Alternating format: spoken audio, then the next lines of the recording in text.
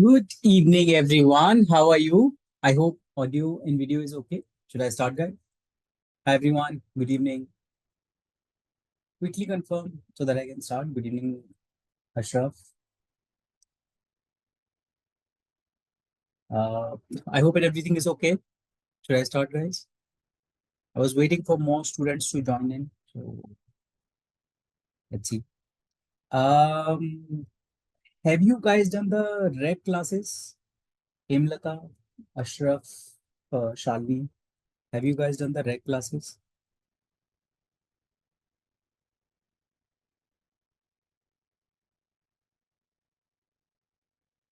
Okay. Good evening, Hemlata. Have you done the reg classes? No. Shalini, have you done the right classes?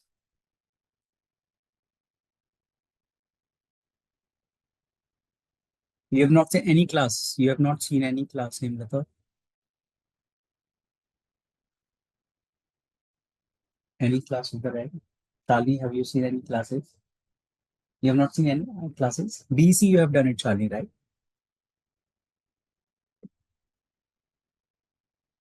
Okay.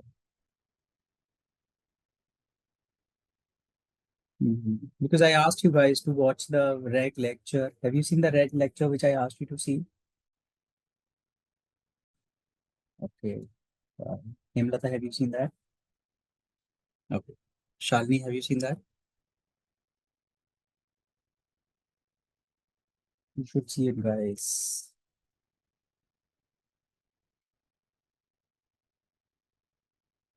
How we are going to proceed.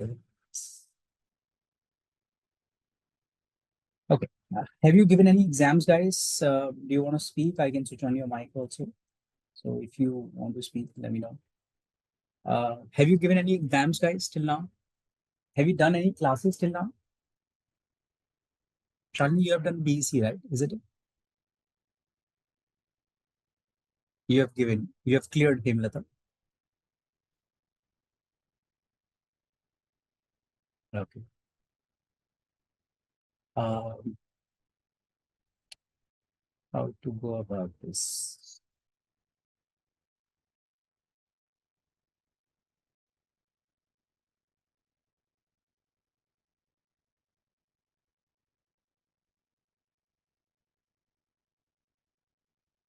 Oh, no problem. See, the problem here is the only problem here which I'm having here is uh, TCP is the advanced version of the reg. So if you have done the reg classes, it is going to be, if you have done the reg classes, it's going to be very helpful for doing the TCP. So that's why I just want to check with you guys if you have done that.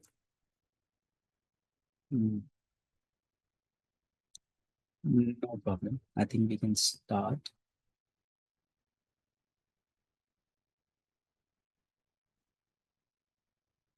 Uh, would you allow me a minute, guys? I'm just checking with the team if anyone is going to join me. Allow me a minute, okay?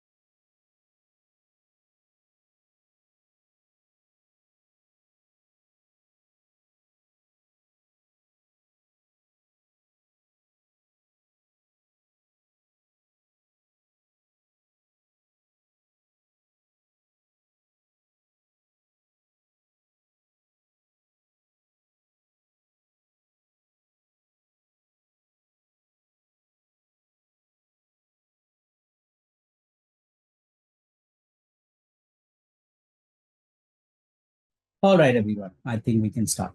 Ruchi, have you done the reg classes? We were discussing about this. Ruchi, have you done the reg classes?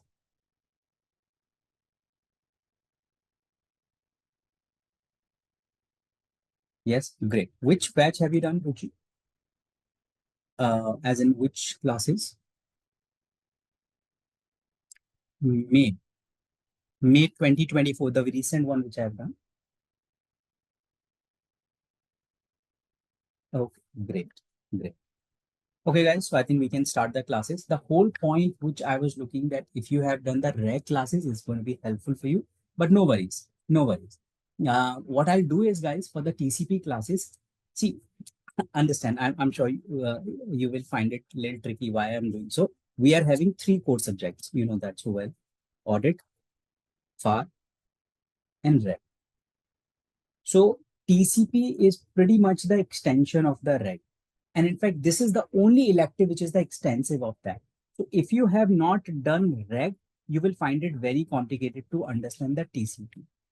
If you have done the classes, very good. If you have not done it, now don't worry about this. You don't need to see the reg batch also, Ashraf. So what I'll do, guys, Ashraf, what I'll keep doing it, I'll keep telling you guys, keep telling you the way I have done it this time, that I'll tell you that see this lecture number so and so, and you guys see that lecture and you would be done with that. Okay. And later on, whenever I'm going to start the reg batch, you guys can see that also. So I'll keep suggesting you that see this lecture number, this, so that you will get the base with the by watching the reg classes. You will get the base by seeing the reg classes, and on the top of it, I'll keep doing the complicated stuff after. Okay, is that okay? Sounds like a plan? Yes, no? Okay, great. Guys, please join timely. Everyone, if you keep joining so late, how can we do the classes? Sumit, have you done the classes of reg earlier? Please join time classes timely, guys. Sumit Goyal, have you done the classes of reg earlier? No. Have you seen the lecture which I asked you to see?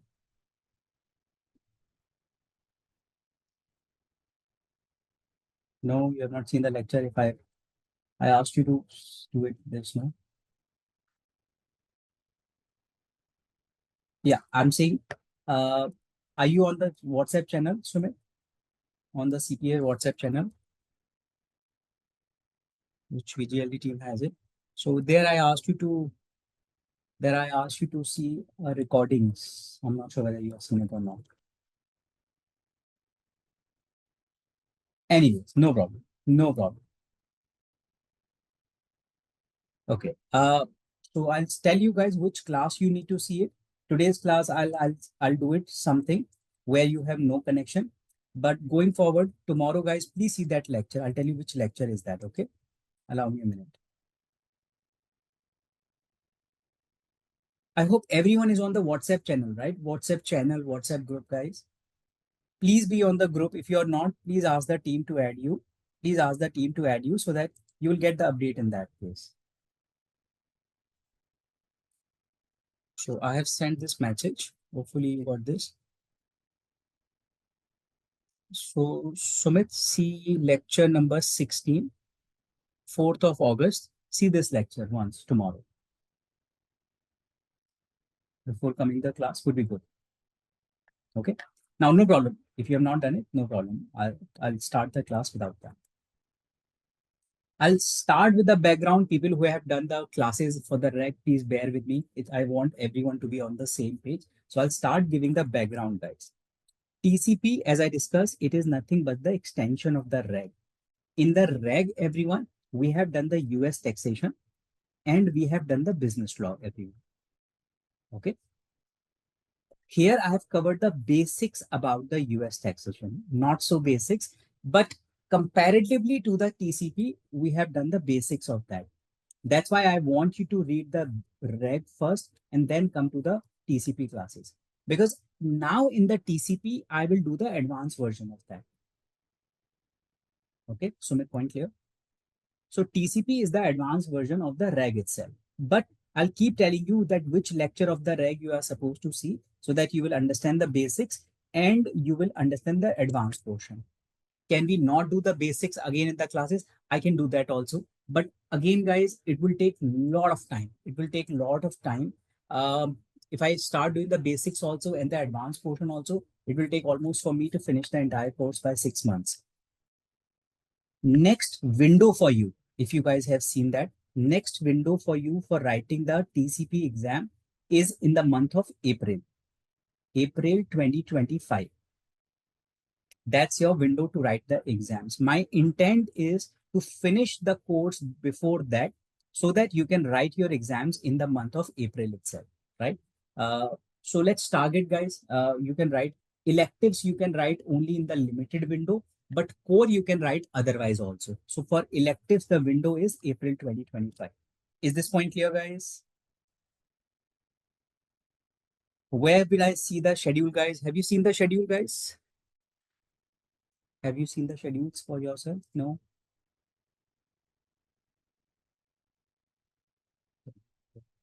Yes. Sure. If you go on a Becker portal or AICPA portal, if you see here, 2025 CPA examination course selection, everyone. So these are the dates for testing window for the disciplines, everyone. These are the windows. You can write in the month of January. You can write in the month of April, everyone. June, July, October. These are the testing dates. So obviously you cannot write right now in January. So the next test window available for you is going to be April. Is that okay? So let's target the April window. If you could not write the April TCP exam in April, then obviously you have to try for June. But let's target April if you can write in April. Otherwise, June is also available. Okay. Now, have you guys got the book? Have you guys got the TCP book, guys? No. If you are taking the class, okay, you got it. If you are taking the TCP book, guys, recently they have launched the book. Recently they have launched the book, which is version 1.2. So if you have taken the book, it's okay. If you have not taken the book, guys, please ask the VGLD team to give you the version 1.2. Don't take version 1.1 or 1. Is that okay? Ashraf, I think you got 1.1. No problem, Ashraf. What I'll do, guys, whoever is having 1.1, I'll keep the amendment session for you guys so that you will upgrade yourself from 1.1 to 1.2. I'll keep the amendment session for you. Okay. But I'm just telling you, for the people who have not taken the book, now it's always a good idea to take the new book rather than the new old book. So whenever you are in touch with the VGL team, ask for the version 1.2. If you have 1.1, don't worry, I'll upgrade you guys. I'll keep one session for amending that. Okay, great. Now, US taxation, everyone. US taxation, which kind of a taxation we are going to discuss here? Are we going to discuss sales tax here? Are we going to discuss VAT here? No. We are going to discuss income tax. Income tax. In US, people who have done the reg, how many types of income tax we are having in US, guys? US, we are having 3 types of income tax, guys. First is going to be federal income tax, the way we are having central in India, guys. We are having state income tax. And lastly, we are having the local income tax, which is city and the county. Are we going to do all of the taxation? No. State, there are 50 states in US, guys. Obviously not possible for you to do the 50 states tax. No city and the county. We are going to discuss the federal income tax, everyone. What we are going to do is only the federal income tax. In addition to that, I will also do with you gift tax. I will also do the state taxation with you. Is that okay, people?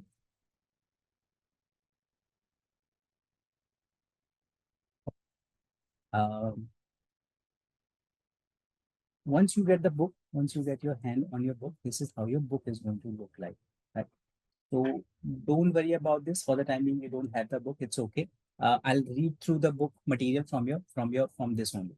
There are only 4 modules only. There are only 4 chapters in the TCP, everyone.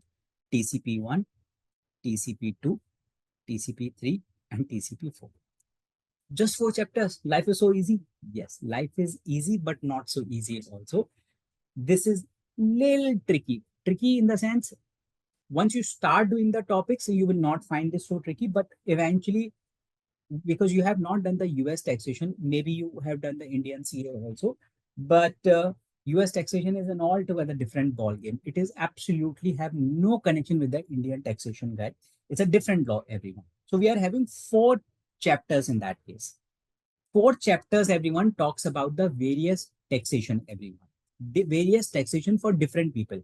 For example, first chapter talks about the taxation of the individuals, just like you, me, everyone, right? What is the salary? What kind of a tax planning? If I'm investing the money into the PF, if I'm making the investment into any mutual funds, right? So all of it we are going to discuss in the individual, everyone. Second is all about the corporations, companies. Companies taxation I'm going to discuss here. Third is going to be pass-through entity, guys, flow through and the pass-through entity. So typically individual, then the companies, and third is going to be other types of the companies and structure like partnership, S corporation, tax exempt organizations. So all the other categories of the entities we will discuss in TCP3, everyone. TCP4 is all about the property transactions, which is about the capital gains. The way we are having capital gains India, which is about the TCP4. Don't worry about this. I'll take full-fledged 3 months to discuss this. It's just like I'm introducing you this, all these elements so that you become more familiar with that. Is that okay, guys? Everyone? Okay. Should we prepare anything before the classes? No. Barring the few topics which I'm asking you to read before the reg classes. Beyond that, you don't need to read any book. In fact, I ask you don't read the book, because when you're reading the book, you're coming with the preconceived notion that this is written in the book, this is written in the book. But many things is wrongly written in the book. Many things are written in the book for which the context is very different. That's why I suggest you to please don't read the book before that. Once we are done with the topic, I'll read book along with you. So don't worry about this. We are going to read every single word from the book, but please don't read before that. Otherwise, you will be coming with a preconceived notion. Okay. Few things which I want from your side, guys. We are doing the online classes. So please don't do like a online classes. Do it like a regular class. That means sit on a chair table, everyone. Uh, do it like a professional classes, guys. Don't watch it on your mobile. If possible, watch it on your laptop. During the classes, I'll keep making the charts for you. I'll keep making flow charts for you. I'll keep making the graphs for you. So please take a screenshot. This is good for you because your entire course I'll try to condense into the few flow charts. So copy paste them, everyone. Take a screenshot of that, everyone, and keep pasting it wherever you want to paste it, everyone. This will condense your entire course much more, much better with that, everyone. Lastly, everyone, we are having the online classes, so let's have a better engagement in the classes, guys. So that means whatever the questions I'm throwing at you, please be responsive in that case. And whatever the question you are having in your mind while doing the classes, whatever questions you are having in your mind, please ask me then and there. Stop me. Ask me question 20,000 times. It does not matter, right? But stop me then and there. It's not like when the topic is gone, then you are asking me, then it is going to waste everyone's time. Okay. Anything not clear, stop me and ask on your own. Okay. Is that okay, guys? Can we have a better engagement? Yes, no? No engagement? Yes, no, guys. Hemlata, Ruchi, Shalini, Sumit. Okay, great. Okay, now I'll start with the corporates, everyone. This is the topic I asked you to read also, but no problem. You read it tomorrow. Companies, everyone, if I talk about. In fact, if I talk about the business entities in US, guys, business entities in US, I can broadly classify into two buckets, everyone. First is going to be known as DT. DT means double tax entities. Double taxed entities. Second is known as PT. What is PT? PT is pass-through entity.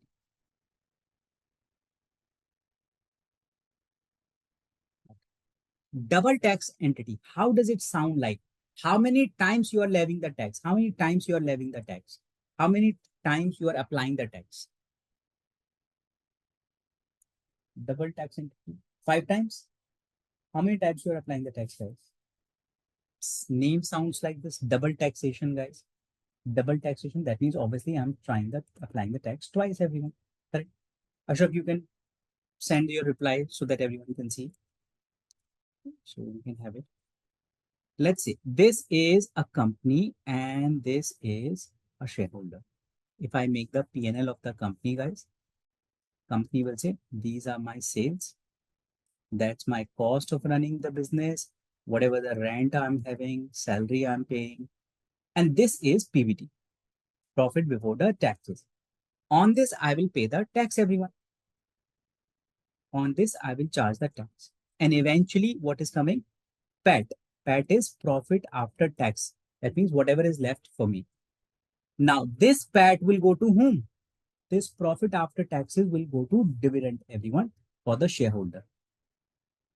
Is shareholder going to pay the tax on this, guys? Is shareholder going to pay the tax on it? Yes. Shareholder will pay the tax on this dividend, everyone. So this is tax number 1. This is tax number 2. Tax number 1, tax number 2. Since taxes are levied twice, we call such kind of entities double tax entities. Is this point clear or not? Everyone? Okay. We call such entities as a double tax entity. Okay. Same scenario if I take, let's say company, if I make again the P&L here, sales, whatever is the cost, all the expenditures, and then comes PBT. Now taxes may not be levied on this company. Entire profit is going to the shareholders, everyone. Shareholders will pay the tax on it. Such kind of a company is known as pass-through entity. Pass-through. That means whatever the profits, losses you are having, you are passing on everything to the shareholder, everyone. That's why it's called pass-through entity. Taxes are levied only once, and shareholder is paying the tax on that. That's it. Company is not paying the tax. That's why it is known as pass-through entity, guys. Point clear? Any question, guys? Yes, no, maybe. Guys, any question? Hemlata, Ruchi, Sumit? I'll start basic functionality of the double tax entity, guys. I'll start first basic functionality of the double tax entity.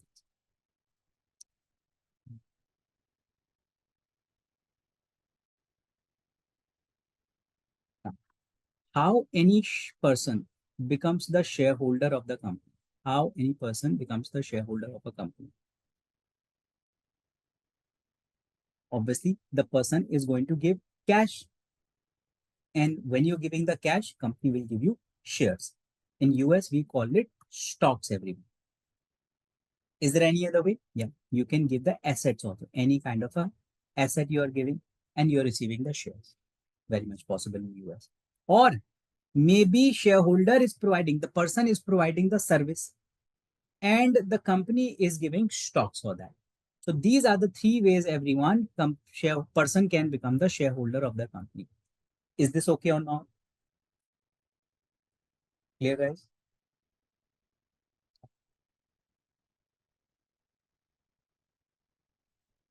Now, this is a shareholder and that's a company. Let's see. Shareholder is paying the cash and company is giving the stocks. Is that taxable for shareholders, guys? Is this going to be taxable for the company? Sorry, is this going to be taxable for shareholders?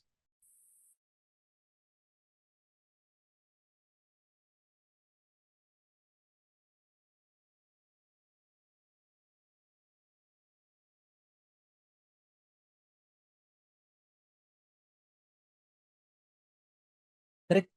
Why would the purchasing of the share is going to be taxable? You are purchasing the share. If tomorrow I go and purchase the shares of TCS, I don't have to pay the tax. No, Whenever I'm going to sell, then maybe I'll have a taxability angle in that case. But right now I'm purchasing, so there is no taxability everyone. Would that taxable for the company, guys? Would that be taxable for the company? Obviously not. Nothing is going to be company selling the stock. Nothing is going to be taxable for the company. Point clear, guys? Now, what is going to be the basis of the shareholder? Basis means what is going to be the cost of the shareholder, guys. Whatever the amount you have paid, guys. So if you have paid $10,000, 10,000 becomes your basis. Is this point okay, guys? Everyone? Yes, no, maybe. Or let's see. Shareholder is not giving the cash. Shareholder is providing the person, not the shareholder. Person is providing the services. And now the company is giving the stocks to this guy. Company says, I don't have any cash. So we are going to give the stocks to you. Person is providing the service. Company is giving the stocks. First of all, receiving these stocks, would that be taxable for this guy?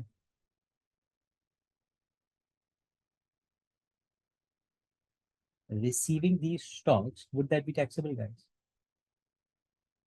No, no. Why is it not taxable? Because you are receiving not the cash. That's why. That's why, Sumit. Sure.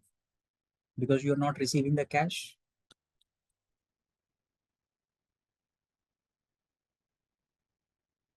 No, it is going to be taxable, guys. It is going to be taxable.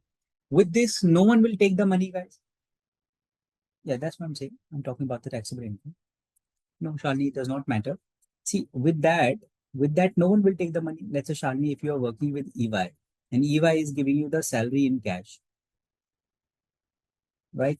So obviously it is taxable. But you say, EY, don't give me salary in cash. Rather, I'm looking to purchase a new car. Give me the car. Or I'm looking to purchase the new iPad. Give me the iPad. So if we don't tax that, then people will start taking the things in kind if we are not taxing it. Point clear? So it is something which is going to be taxable here, guys. Point clear, everyone? Is this going to be capital gains, guys? Is this going to be capital gains? No. What is capital gains? Capital gains is whenever I'm selling any capital asset, I'm not selling any capital assets like a stock here, everyone. I am receiving my income in that case. This would be taxed as a ordinary income. Point clear, guys? How does it matter? It matters. In US, everyone, in US, if an individual we have a two kinds of an income. If your income is a regular income, normal income, that would be taxed as per your slab, which is 10 to 37%. But if you are having any other income, let's say long-term capital gains, everyone, this is something you will tax at the lower rate, 0 to 20%. You will tax at lower rate. Point clear, guys, what I'm saying? Do you understand LTCG, long-term capital gains, guys? So simple point, capital gains. Simple point for the time being, capital gains. That means any shares which I'm holding, any asset which I'm holding for long term, and whenever I'm selling it, Ashraf, then it is going to be long-term capital gains. I'll discuss this when we'll discuss this point. Okay. Do we have the same provision in India also? Yes, you have the same provision. If in India normally we are going to have the slab 0 to 30%. But if it is LTCG, everyone, then we are going to have 10%. Now Sitaraman has changed to 12.5%. In India also, for the long-term capital gains, the rates are lower. Is this okay, guys? What I'm saying? Now, coming back to this, what we were discussing, you have provided the services and you are receiving the stocks, everyone. That would be taxable and that would be taxable as your ordinary income. Guys, point clear? Now, you got what you have got. You got the stocks of the company. You got the stocks of the company, guys. Now, in future, when you going to sell the stocks of the company, then will you have the capital gains on capital loss, guys? When you're selling in future, when you are selling these shares, yes, in the future, the stocks which I got, when I sell in the future, I'll have the capital gains, capital losses, everyone in that case. Hence, it is very important for me to know what is my basis. Basis is an extremely important topic. It is the most important topic in the entire US taxation. Basis, I'll not complicate that. Basis, simple mean for the time being is what is my cost. Basis simply means what is my cost. So in this case, what is going to be your cost, guys? What is the cost of the shareholder? Whatever is the fair market value, guys. Fair market value of the stocks what you have received. That becomes your basis. So maybe everyone, when I'm receiving the stocks, fair market value of the stock is $10,000. So $10,000 becomes my basis. Is this point okay or not? Guys, is that okay? Let's try one question here.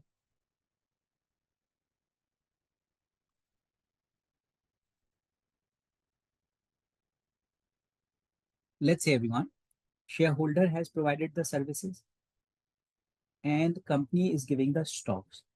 Company has given the stocks in the year 2024. And when the company has given, the book value of the shares, everyone, is hypothetically, I'm taking $1,000. Why would I'll take that. It's a very relevant question. I'll do that. And the fair market value of the stock is $20,000. Which one should I consider? Should I take fair market value or the book value of the shares? I'll take fair market value. Fair market value. So when you are receiving the stocks, everyone, I'll tax $20,000 as my ordinary income. Point clear, guys? Now, these stocks which I got it, guys, these stocks which I got it, and I'm selling it in the year 2030. Let's say I am selling these stocks for $26,000.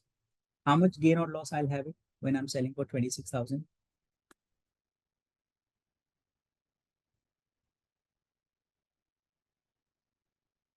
Well, I'll have a gain of $6,000 because what is my basis here? Basis is $20,000. Is this point clear or not, guys? Any doubt here, guys? Please let me know. Clear? Ruchi, clear?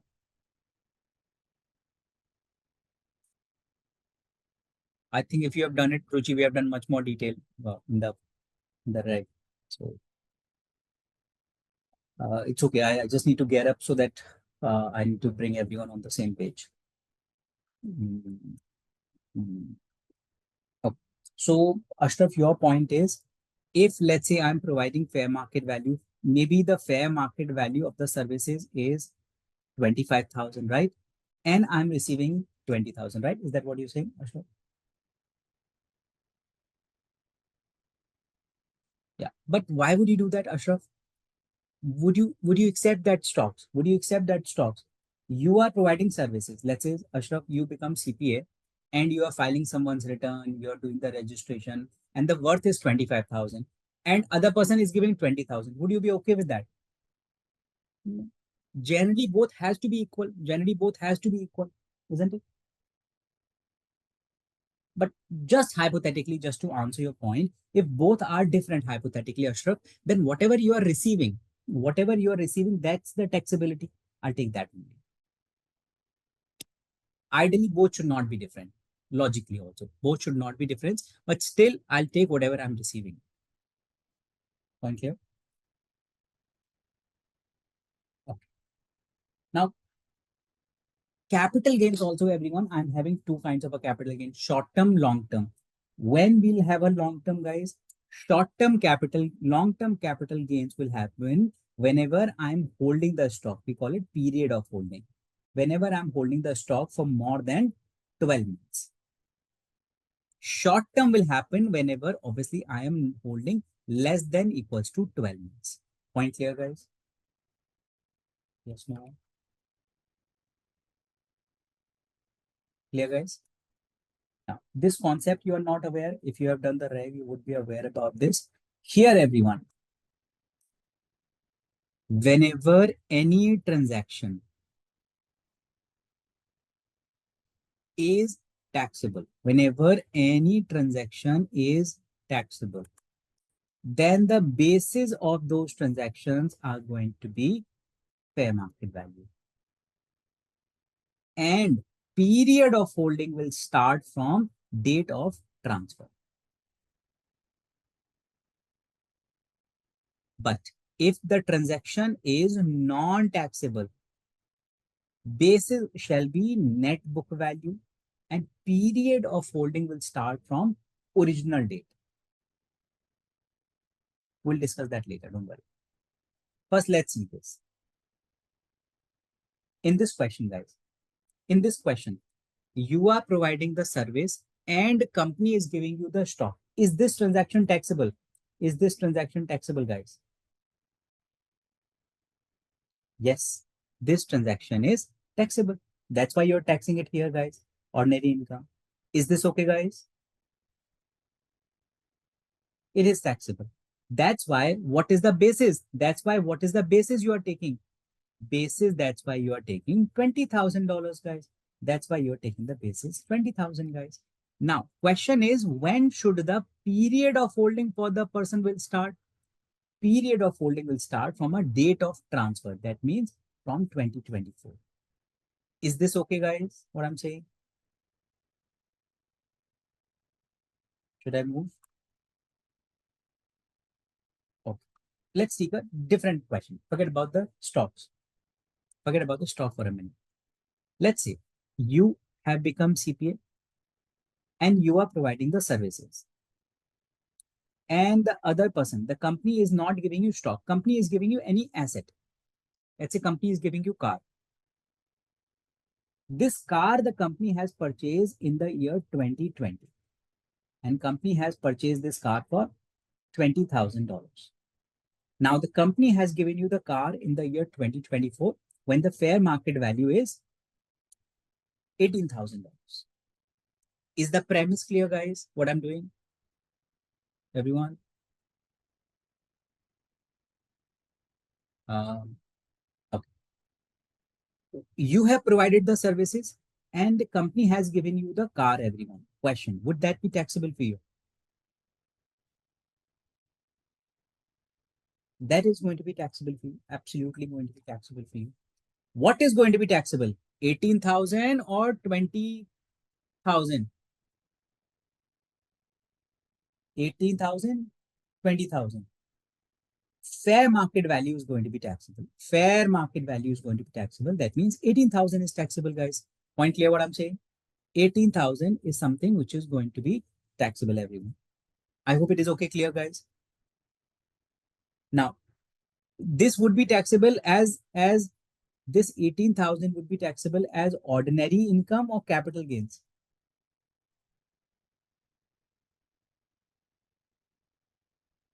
Ordinary income. Okay. What should be the basis of this? What should be the basis of this? Basis of the car which I have received. Fair market value.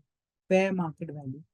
If tomorrow in future I sell this car, if tomorrow in future I sell this car, guys, will I have the capital gains here or capital loss here?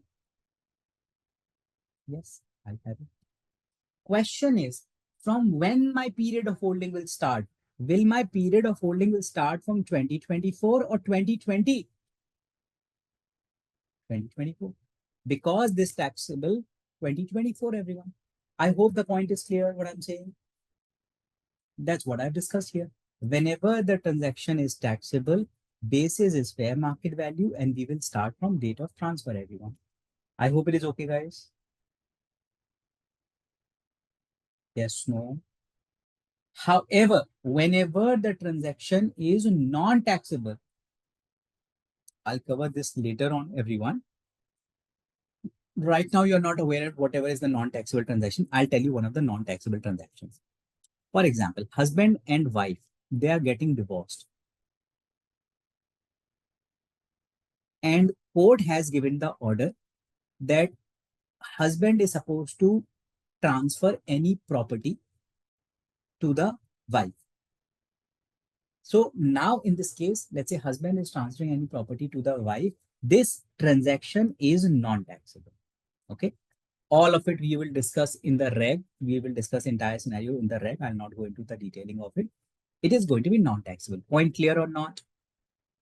Any transfer of the property one spouse to the another at the time of a divorce is non-taxable, everyone. Should I move?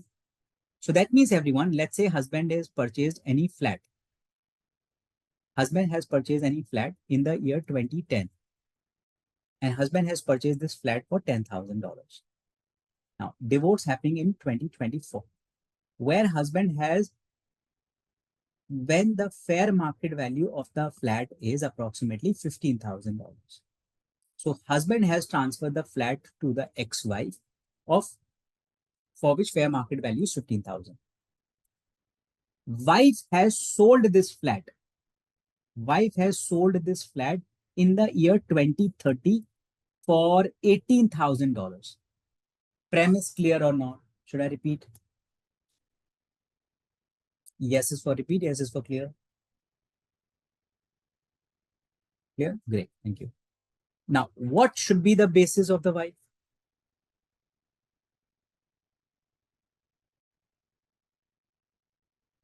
No, no, no. Is this transaction taxable, guys? Is this transaction taxable, guys? No. If this transaction is non-taxable, then we will take net book value. Whatever is the cost of the husband, what is the cost of the husband? We will take that. Is this point clear or not, guys? So in this case, the cost of the husband will pass on $10,000. Point clear? So her gain is going to be 8,000. In the year 2024, when wife is receiving the flat, now are we going to tax anything to the wife? In 2024, she is receiving the flat. Nothing is taxable. But when she's selling in 2030, her gain is 8,000. Short term, long term? Long term.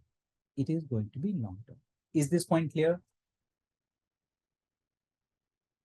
How about if wife is selling the share?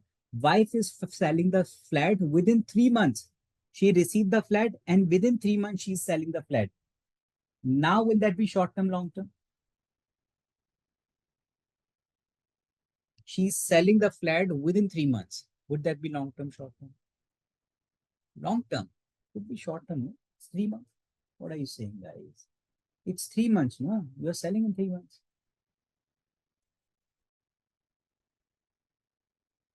Isn't it? No. See what is written. Original date. Original date. It will go from original date, everyone. So 2010, I'll consider that, guys, not 2024. Good. Absolutely correct. It should be long. Point clear or not, everyone? Yes, no, maybe. Great.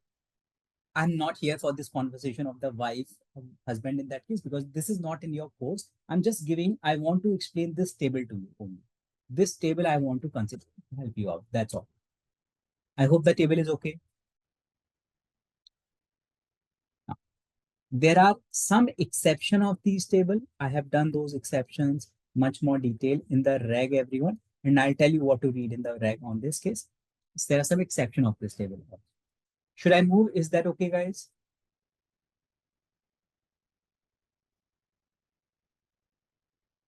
Okay.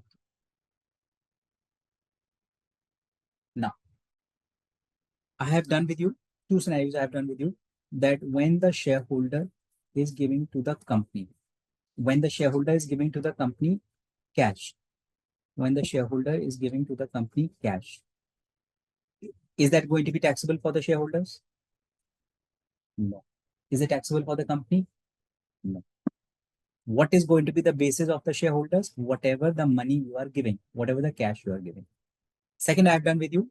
Shareholder is providing the service. Shareholder is providing service to the company. Is that taxable for the shareholders? Yes, as ordinary income. What is going to be the basis of the shareholders? Whatever is the fair market. Are we good? Both the scenarios are okay. Should I move, guys? Yes, no. Okay. Third way, how can you be the shareholder of the company? Third way, everyone. Let's see that. Third way is everyone that shareholder is giving any property. Shareholder is giving any asset to the company and company is giving the stocks. So that's the third way, everyone.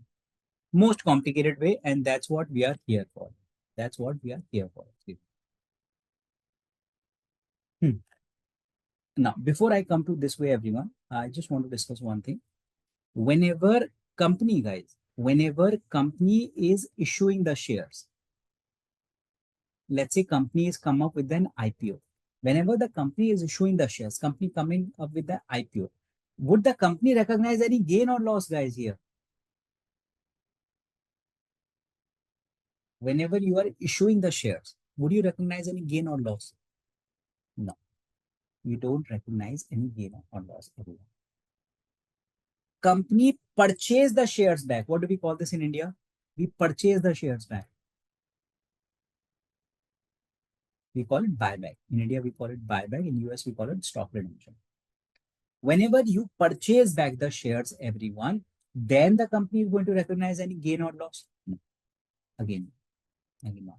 The share you purchase back from the market, we call it treasury stocks, guys. Is that okay?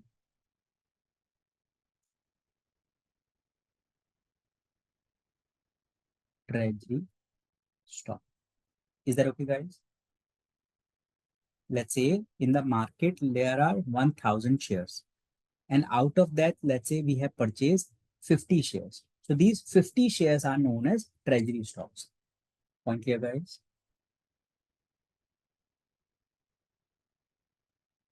What do you do the purchase of the treasury stocks? The stocks you have purchased from the market, treasury stock, what do you do with that? I may either cancel those stocks, guys, or I may reissue those shares. I may either reissue those shares. Okay. Let's say I'm reissuing those shares, guys. Now will I have any gain or loss? Again, you not have any kind of a gain or loss. Is this okay, guys? What I'm saying? Remove.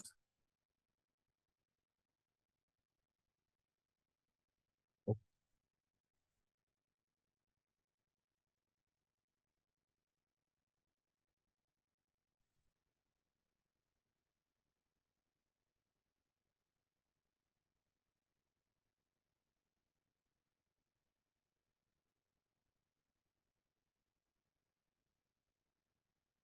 I'm here. Please read that. Ignore section 351. I'll talk about that. Read this. I am on module 2, everyone. TCP 2, module 2. TCP 2, module 2, entity or owner's transaction. And here I am on page number 11. People who have the read, please read from your book. Otherwise, people who don't have it, read it from here.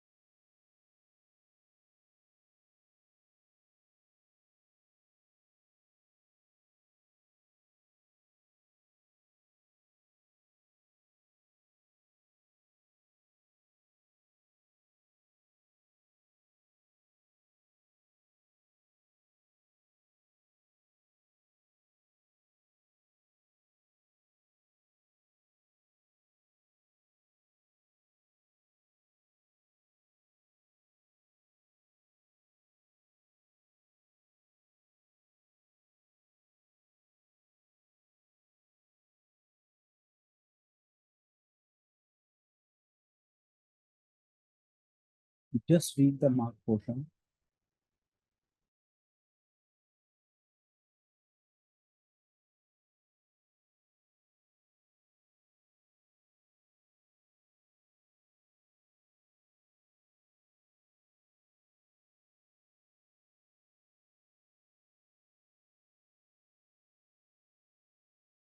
Everyone done reading? Shalini done? No. I'll discuss with you the third category. Third category, that means, and this is where we are discussing today. Whenever shareholder is giving any property, and now the company is giving you the stocks. Now, whenever the shareholder is giving any property, shareholder can give you two kinds of a property to the company. What are the two kinds of a property? First property is known as appreciated property. Second property, what you can give to the company is, any guess? Appreciated property, what could be the other property? Think. Appreciated property and very good point. Depreciated property. Shareholder can be giving any appreciated property and depreciated property or depreciated property. Any example of the appreciated property, guys? Any example of the appreciated property?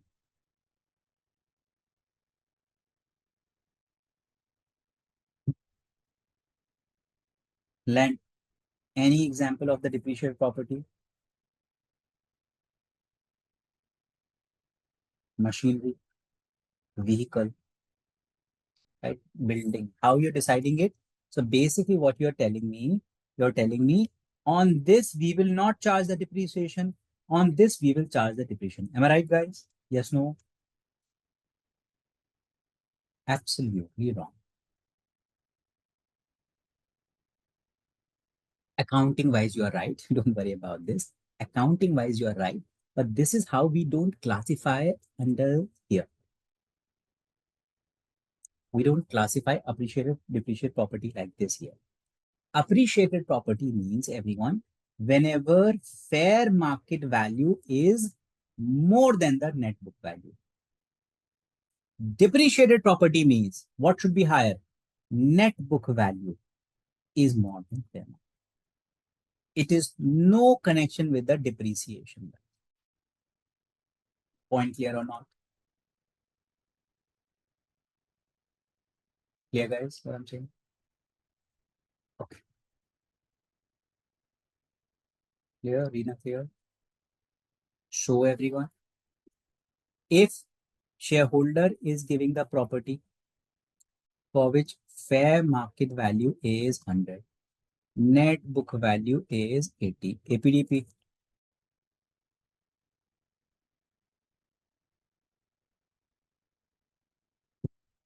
APDP. AP. Good. If let's say I tell you that the net book value is 150, APDP.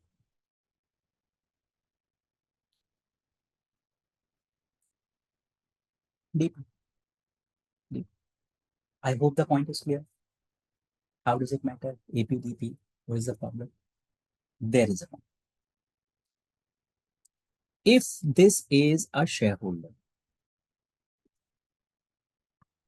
and shareholder wants to, not the shareholder, this is taxpayer, and taxpayer wants to invest in the company. And obviously, taxpayer wants to give the cash, but taxpayer does not have the cash. Let's say, everyone, taxpayer does not have the cash. So taxpayer says, okay, I'm having an asset. What will I do? I will sell this asset outside. I will sell this assets to outside. Let's say this guy has sold the asset. How much? Let's say the purchase price, net book value of the asset is also, let's say, $100, and you have sold it. You will sold it for $120. Point clear, guys? So how much gain this guy has made while selling it outside?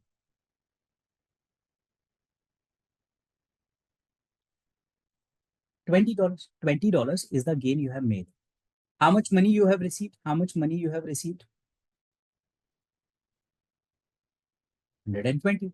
This 120 you have given to the company, and would you tax this amount? No, obviously not. But on $20, you will pay the tax. Point clear or not, guys? Yes, no, maybe.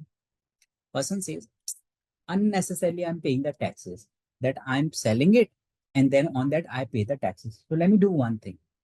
Directly sell the asset. No, directly transfer instead of giving the cash to the company. Let me transfer the asset to the company. What is the advantage of that? The advantage is I can avoid this tax. Problem clear or not, guys? Yes, no. That's why people start misutilizing this provision. That's why we have done it. That whenever you are transferring appreciated property to the company, whenever you are transferring appreciated property to the company, you will recognize the gain here, guys. Is this point clear or not, everyone? Yes, no, maybe. Ashraf, clear? So that's why it's important for us to know that when you're transferring the appreciated property, you are going to recognize the gain here, everyone. So everyone, let's say taxpayer is transferring a property for which fair market value is 100. Net book value is 60. Is shareholder going to recognize the gain? And if yes, how much?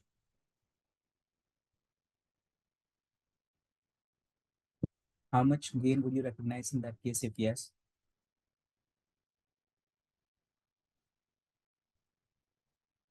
40. Everyone, 40. Correct. You will recognize the gain of 40. Correct? Ruchi, clear? Reena, you will recognize the gain here. Now, let's say I'm telling you net book value is not 60. Net book value is 160. How much gain would you recognize? Previously, you have recognized 40. Now, how much you recognize the gain?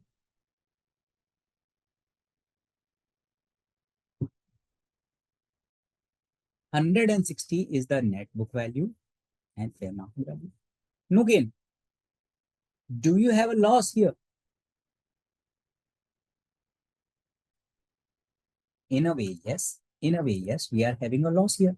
Obviously, we are having a loss.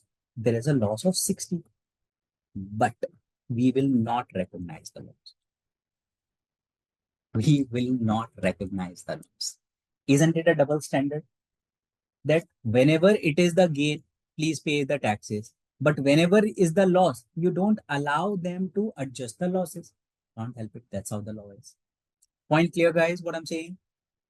So that means everyone, whenever shareholder, whenever shareholder is transferring appreciated property, you will recognize the gain. But whenever shareholder is transferring the depreciated property, would you recognize the loss? I hope the point is clear, guys. Yes, no. Up till here, any story, any doubt? This provision, guys, which I'm talking about, that I will recognize the gain, I will not recognize the loss. This is something you will find at so many places. In fact, you will find copy pasted law at almost every place, barring one exception. I'll discuss what is that exception. Otherwise, every place pretty much you are going to find it. Whenever I'm transferring the asset to someone else, appreciated property, I'll recognize the gain. Depreciated property, I'll not recognize the loss. I hope it is okay.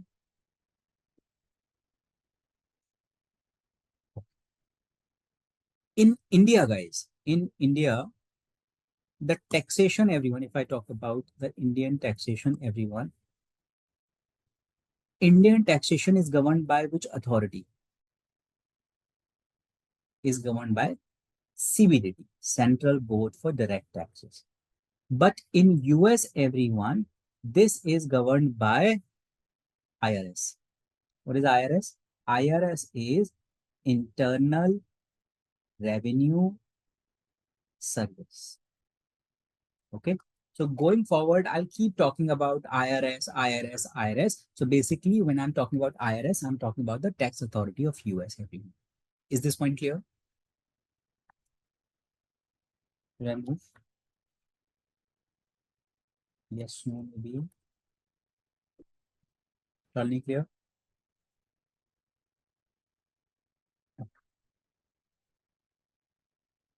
Now, I have done 3 scenarios with you, how you can become the shareholders of the company. What are the 3 ways we have done it, guys? What is the first way we have done it? Quickly, quickly, guys. Your decision, not mine. Come on. By giving cash. Second, by transferring your services. Good, Ashok. Third is by transferring property.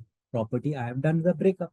Either it is going to be AP, second, which is going to be T. That's it. This is we have done till. Any doubt, guys? Should I repeat anything if it's not clear?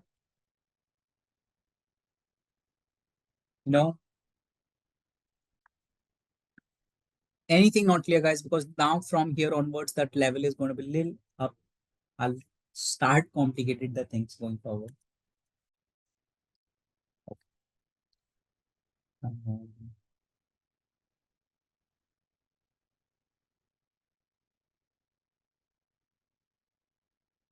Reena, you have done reg. Have you done reg, Reena? Reg classes. Okay. Have you done the recently, which I asked you to read on the message? Uh, lecture number 16, I guess. Did you get a chance to see that? No.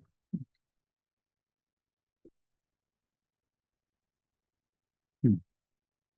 I'll- Sure. Shareholder company. Shareholder company. Shareholder is giving property. Shareholder is giving the property which is appreciated property. Shareholder is giving the appreciated property. Is shareholder going to recognize the gain? Shareholder is giving appreciated property. Is shareholder going to recognize the gain, guys? Yes, just done that. This is a general rule. Now I will talk about the exception. What do you mean by the exception here? Do you understand general rule and exception? The concept of general rule and exception? For example, let's say you were going for a party and let's say your parents has told you that don't drink anything. Don't drink anything. So this is a general rule. Don't drink anything. Then they are saying except water, except juices, except cold drink. So that means you cannot drink anything except these items. That means these items you can drink it. Point clear what I'm saying? Same I'm talking about this. General rule is that if I'm transferring the appreciated property, you will have a gain. Now, when I'm talking about the exception, what do you mean by the exception? What is the meaning of the exception here?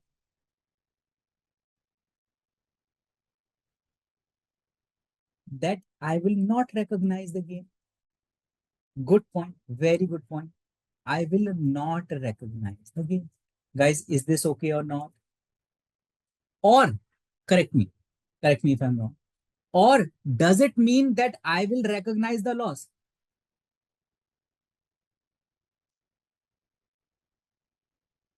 No.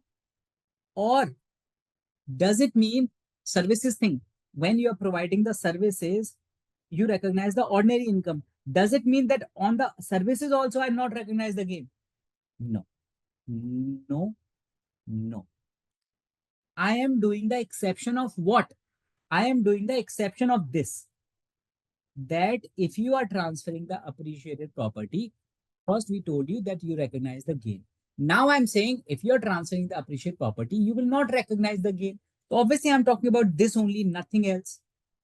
Point clear what I'm saying, guys? Everyone? Did I move? Just like that? No. Here we are having few conditions to satisfy. Few conditions I have to satisfy. I have to satisfy the conditions of section 351. Okay. In India, if you are doing any exams, let's say in India, if you're doing any CA or something, we have to mug up so many section numbers. Do we have to mug up here also in TCP on right? No. Zero section number. You don't need to remember any section number. In India, we have to mug up a lot of case laws also. Should we mug up here also? Zero. No section number, no case laws, nothing you have to mug up. In fact, there is hardly anything you have to remember. It's more about the conceptual clarity, guys, here. So you need to understand the concept. In fact, most of the time, I'll ask you to delete most of that read from the book. I will not even touch the book for a very long period of time. So you don't need to read much also. You don't need to mug up many items also in that case. But the conceptual clarity is very important, guys. I'll go very deep into it, guys. The most important point is that you're understanding every item. That's all. That's what we need in that case. Okay. We don't need to learn anything. So what I was saying, general rule is that boss, if you're transferring the appreciated property, you have to recognize the gain. Exception is I don't have to recognize the gain, everyone. But that will happen if you are satisfying the conditions. If you are satisfying the conditions, then you have satisfied section 351. I don't know what is section 351. We will see that. Don't worry about this. If section 351 is satisfied, everyone, then I will not recognize the gain. Then I will not recognize the gain. Point clear, guys? What are the conditions? I have no idea. We'll discuss that. Don't worry about this. First, conceptually, helicopter view, I just want to show you. But if the conditions are not satisfied, that means section 351 is satisfied, guys. Is section 351 is satisfied? No. If section 351 is not satisfied, would you recognize the gain? Yes. Is this point clear or not? Guys, is this clear? Not clear, Hina? Not clear, Rina? I'm saying there are few conditions which we are going to discuss. What are the conditions? I have no idea. We'll discuss that. Don't worry about this. If conditions are satisfied, Rina, that means you have satisfied section 351. Point clear, Rina? Okay. If section 351 is satisfied, that means I don't need to recognize the gain. I don't need to recognize the gain on appreciated property. Is this okay? If conditions are satisfied, then you will not recognize the gain on appreciated property. Is that okay? If conditions are not satisfied, that means 351 is not satisfied. Now will you recognize the gain? Now will you recognize the gain? Yes, you have to recognize the gain. Point clear? That means I have to satisfy the conditions. Only then I will not recognize the gain. Guys, is this okay, Reena? Clear? Any question till now, guys? Please ask me. Yes, no, maybe. Um, sure, Reena. You have questions?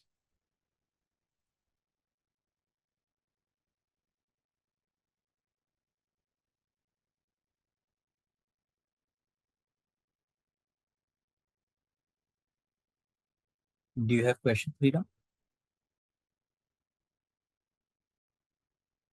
Okay. Now, what is the condition? First condition is everyone. First condition, what we are looking here, everyone, that what is happening? Shareholder is transferring the property and company is giving the stocks, right? This is what is happening. Now, with the condition, what we are looking, everyone, that you should have the control. Who should have the control? Shareholder should have the control. Shareholder should have the control on what? Control on what, guys? Control on the pocket, control on what? On property? No. Shareholder should have a control on the company. You have given the property, you have received the stocks. After you receive the stocks, you are having the control on the company. Point clear, guys? Control means, am I holding the 100% of the company? No. Control means you are owning more than equals to 80% of the company. Point clear, guys, what I'm saying? Control means that you are owning 80%, 80% of the company. Is this okay or not?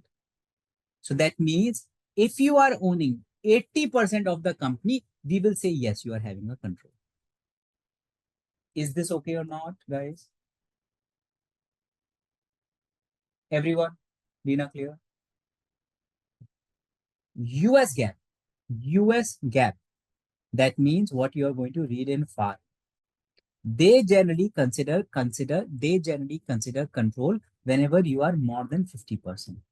But under the taxation, we are having a stringent condition. We look something which is 80%. In accounts, the condition is lower. In accounts, typically we call it more than 50%. But in taxation, we look it for 80%, everyone. 80% control in that case. If you, I'm just doing that only, Arena. If you are having 80% control after the transfer, that means you are having the control. That means 351 is satisfied. If you are having the control, that means section 355 condition is satisfied. That means, would you recognize the gain, guys? No. Good one. But if you do not have the control, Reena, 351 is not satisfied, you will recognize the gain. Is this point clear?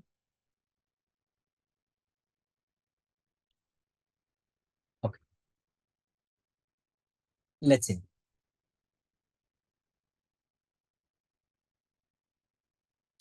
I'm saying this guy is running a sole proprietor business. I hope you understand what is a sole proprietor business. You are running your own sole proprietor business. Now you're thinking, let me set up a company. So this guy is setting up a new company. And whatever the assets and liability you are having here, you have transferred everything here. All the assets and liability you have transferred to the new company. In this, you are having appreciated property also. Now, after the transfer, everyone, after the transfer, you are owning how much stake in the company? How much ownership you are having here? 100%, absolutely correct. You are a sole proprietor and you are having 100% in that case. So can I say this guy is having the control on the company? Can I say this guy is having the control on the company? Yes, absolutely yes. So that means, have you satisfied the condition of 351? Yes.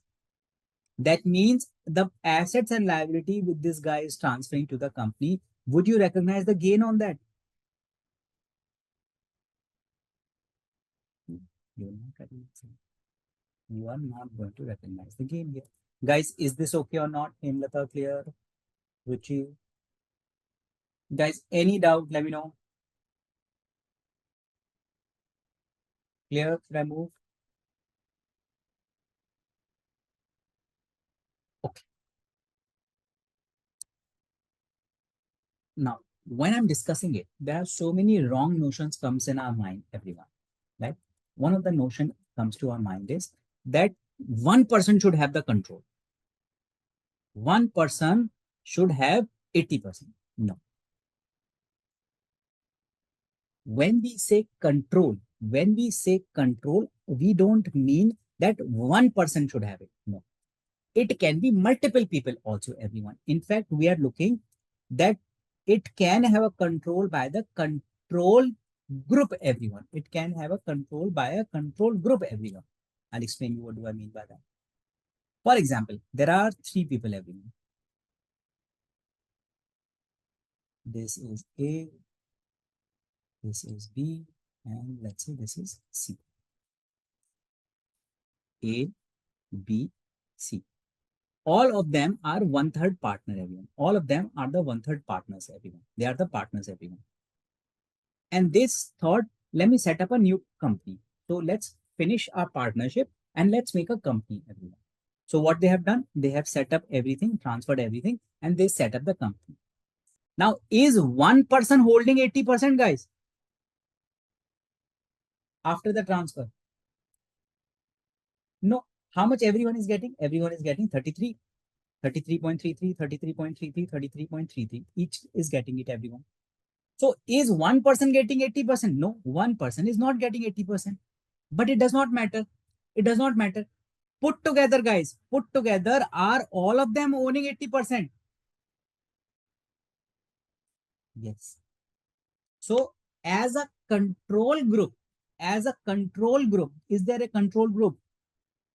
Does the control group is having the control? Yes. Since they are having the control, everyone, condition of 351 is satisfied. That means you will not recognize the gain. Point clear or not, guys? Yes, no, maybe. Any doubt, guys? Let me know if anything is not clear. Should I move? Hemlata, clear?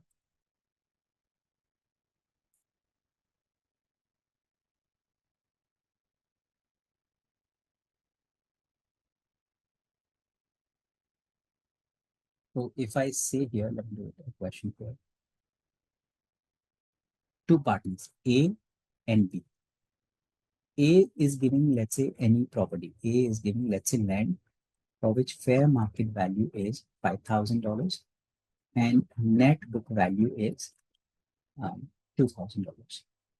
And this person is getting 60% stocks, ownership for 60%. B, everyone, if I talk about B, B is giving, let's say, building for which fair market value is almost $15,000 and net book value is $12,000. And this guy is getting 40% ownership of it. Are they transfer? Is this APDP?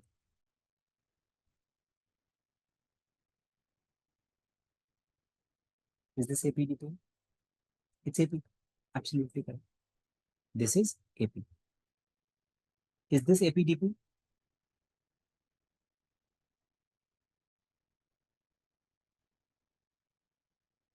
That's also APDP. If I apply pure and pure general rule, guys, if I apply the general rule, should they recognize the gain? Should A and B apply the gain? Recognize the gain? Absolutely yes. Yes, Veena. General rule, general rule, general rule.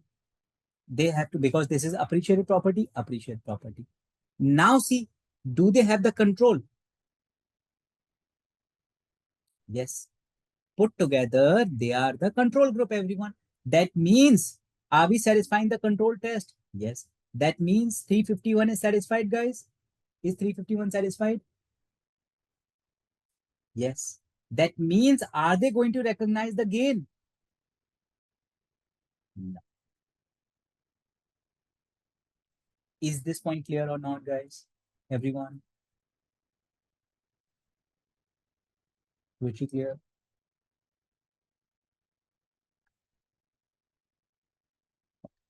Reena clear?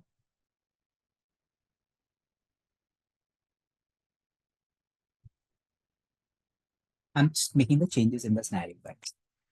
I'm saying this is something they're transferring to a company. This is something they're transferring to a company. Company is already having few existing shareholders. And those existing shareholders of the company, they are owning 75% of the company.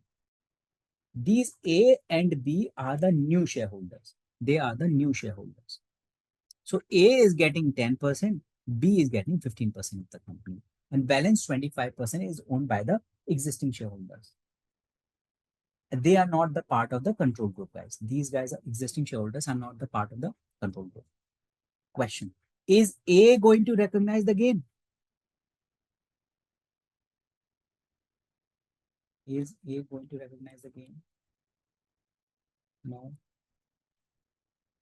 Why not? Because there is a control. Why not?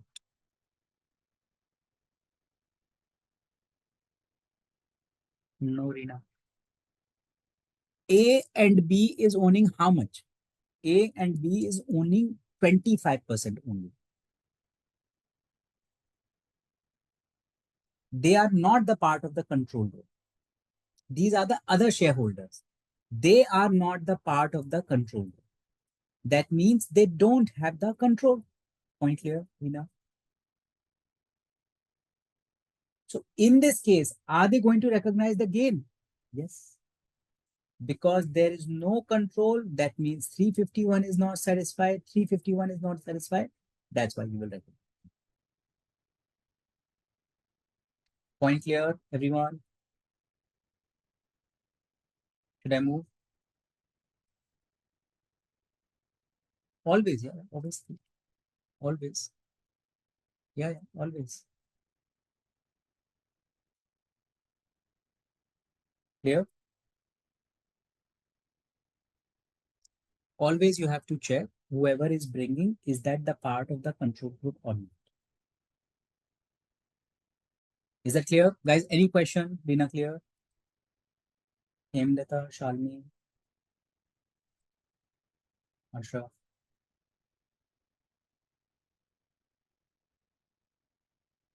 I'll cover that. Not really, Hemlata.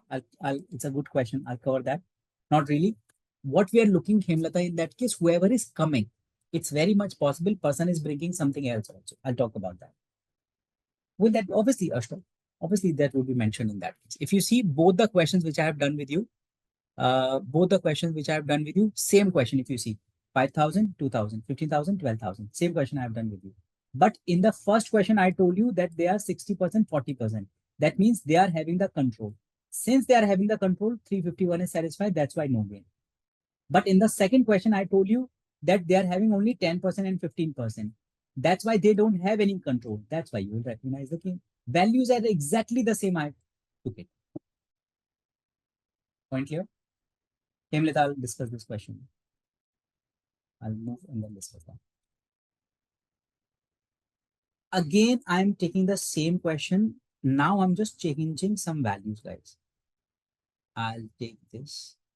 Okay, let me do this.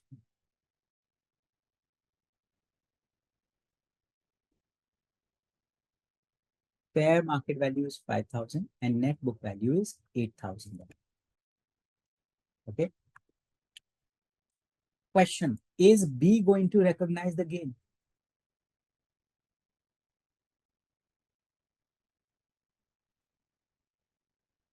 Is B going to recognize the gain, guys?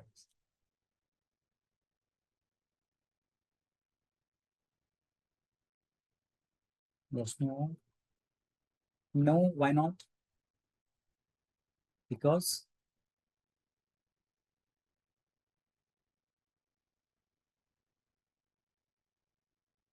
we are having the control here. In case here we are having the control, that means 351 is satisfied.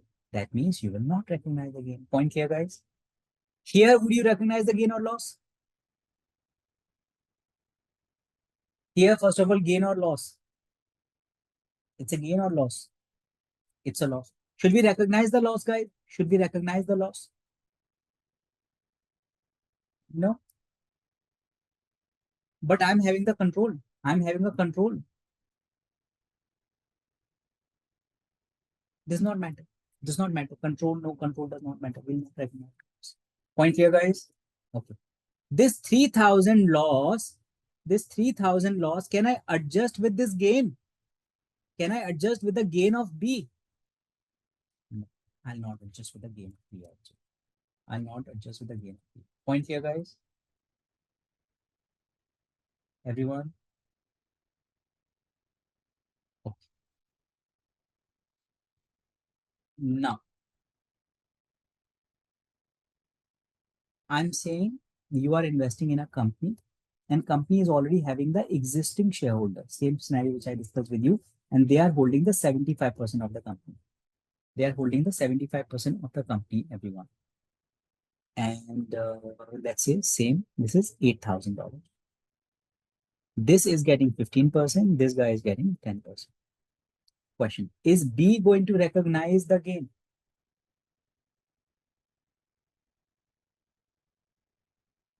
Is B going to recognize the gain? Good point. You will recognize the gain because you don't have any control. Point clear, guys? That means 351 is not satisfied. If 351 is not satisfied, you will recognize the gain. Is A going to recognize the loss here, guys? But come on, 351 is not satisfied. Should we recognize the loss? Isn't it? We don't have this. Should we not recognize that? Correct. Loss, we never recognize it. Loss, we not recognize it. Whether 351, no 351, does not matter. Should we adjust it here, guys? No, will not even adjust. No.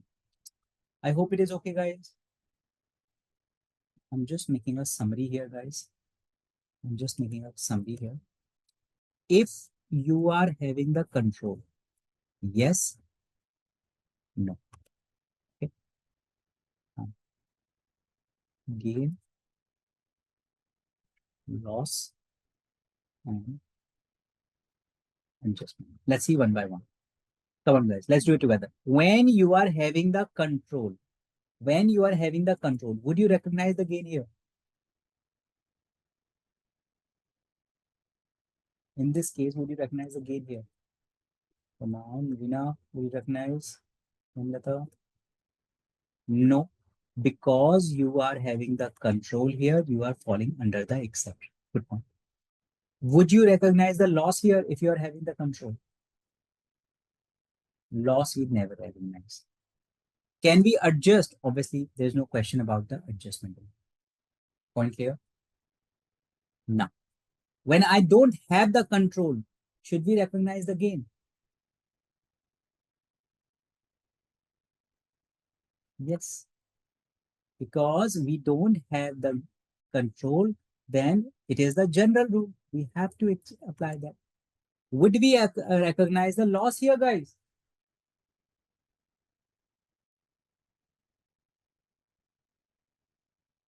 We never recognize the loss. Are we going to adjust that, guys?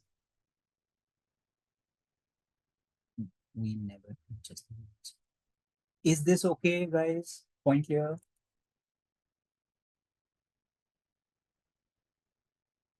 All right. I'm just writing a note on this.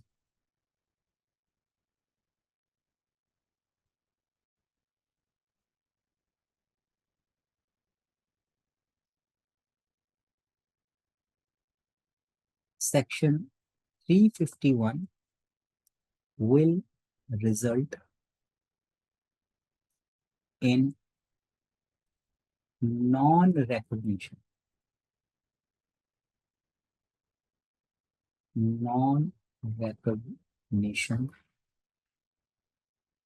of gains or losses. Non-recognition treatment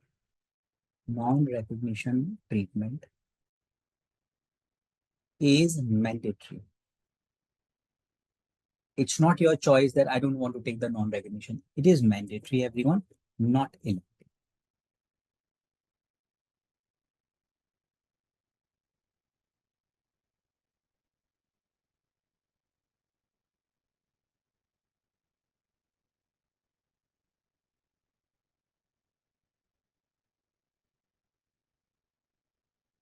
Point clear, guys?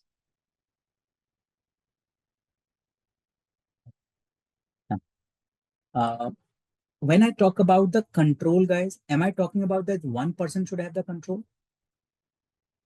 Are we saying that one person should have the control? No. I discussed many people. Group can also have it. One person can have it. So what is that number? 5% should have it. 6% should have it. 10% should have it. 20% should have it. Nothing. IRS has not prescribed any number to that, everyone. That what should be the number of the people who should have it. Point clear what I'm saying, guys?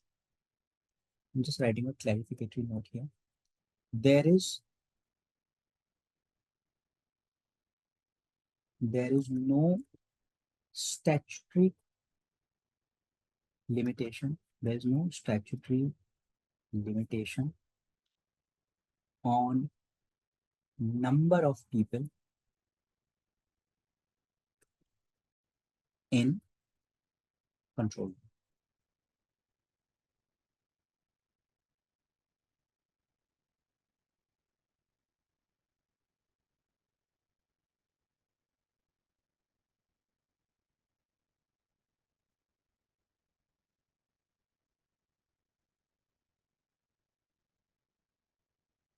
Copy it. Should I move?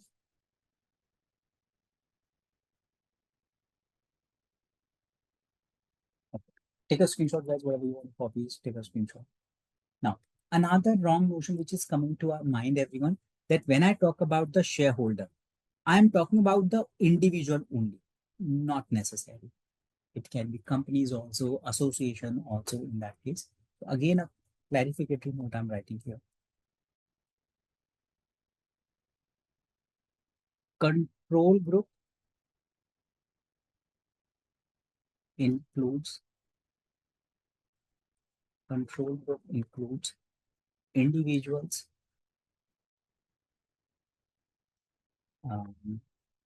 trust, state, partnership, association, corporation.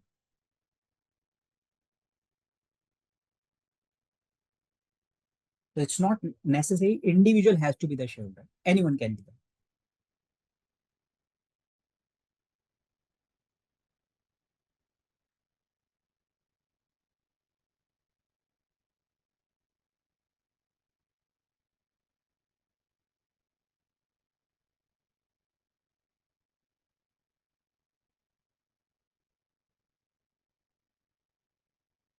Run, copy.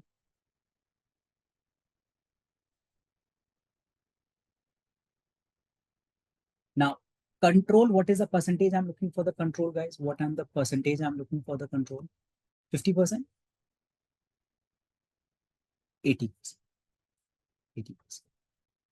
Now, US, everyone, US, there can be various classes in the US, everyone. Classes means, that means it's very much possible that equity share capital, everyone, I'm having class A and class B. Maybe on the class A shareholders may have the voting rights. Class B shareholders may not have the voting rights. Okay, point clear what I'm saying? There are different equity share capital, very much possible in US, class A, class B. For example, if I show you.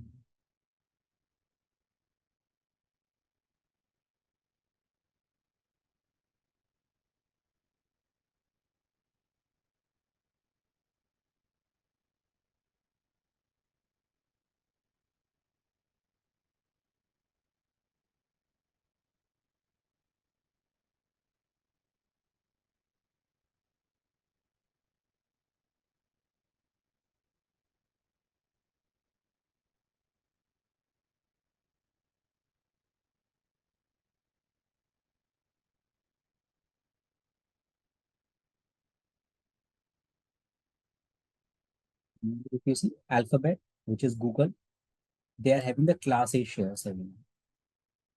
Similarly, Alphabet will have a class C also. Can you see class C share also? The different classes of shares are very much possible. For example, Berkshire Hathaway, Warren Buffett's company. Here you are having class A shares. So which is 457.81. And if I look for the class A share, which is 6,885,000. So different values are possible. Different shares are possible. Point clear what I'm saying, guys? So what is the difference, everyone? Difference could be that some shareholders you are giving the voting rights, some shareholders you are not giving the voting rights. Point clear, people? Now, when I'm talking about 80%, about whom we are looking, voting or non-voting, both. I'm looking both of them. Okay. I'm just writing a point here. When I talk about the control, we are looking 80% or more of the voting plus non-voting also. Let me know any doubt.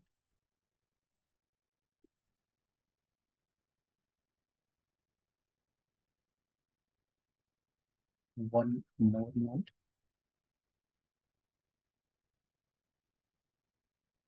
But wait. Rules regarding rules regarding section 351 exchanges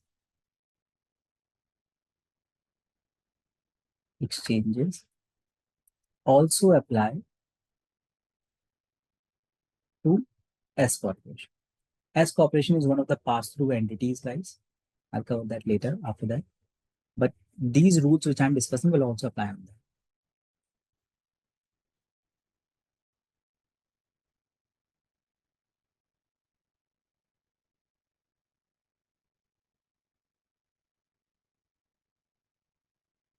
Copy, should I move?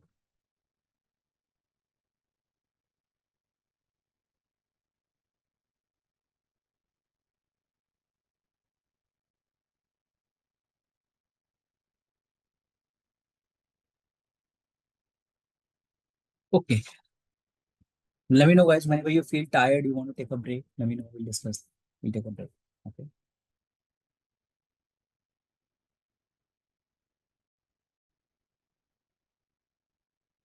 Now, something Hemlata asked me the question.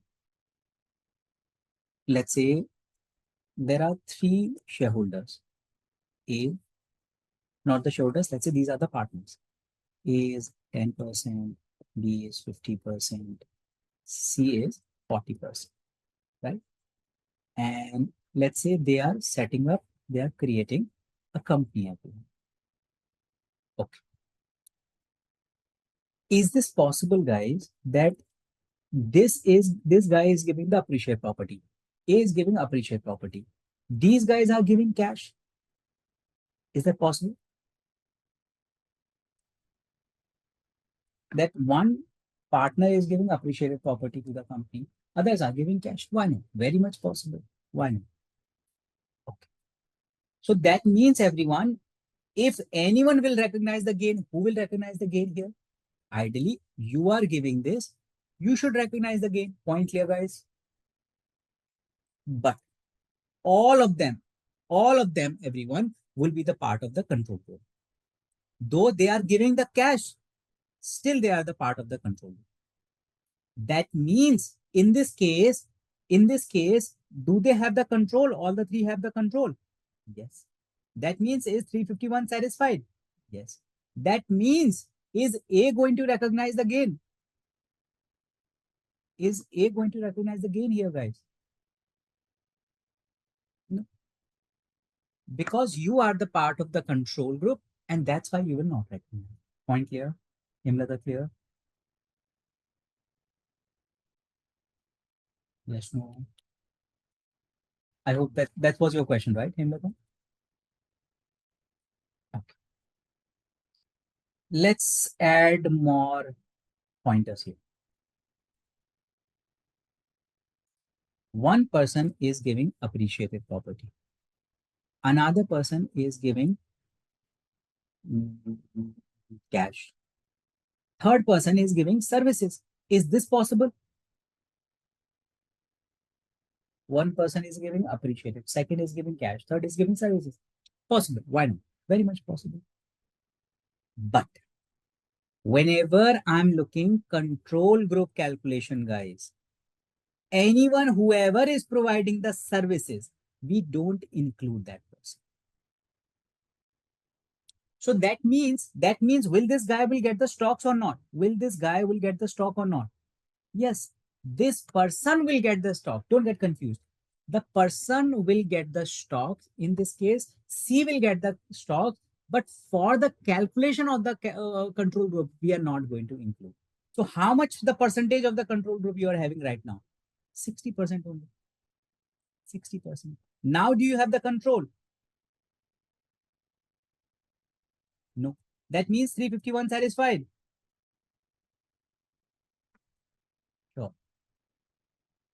I'll repeat this one more time. Rina, previous point, have you understood the previous point? Okay. I'm saying, Rina, whenever you are calculating this, you are not drawing timely, no? So that's why you don't know services point. Someone is providing the services and that person is receiving the stocks. We don't consider that guy for the purpose of capital gains. We don't consider that guy for the purpose of control. So this guy is providing the services and receiving the stocks. So we don't include this guy. If I don't include this guy for the control group, how much these guys are owning? These guys are owning 60% only. So if these guys are owning 60%, do they have the control? They don't have the control. That means 351 is satisfied, everyone. 351 is satisfied. Correct? You can say that way also. 361 is not satisfied. That means, is A going to recognize the gain? Is A going to recognize the gain here? It's... Guys, point clear, everyone?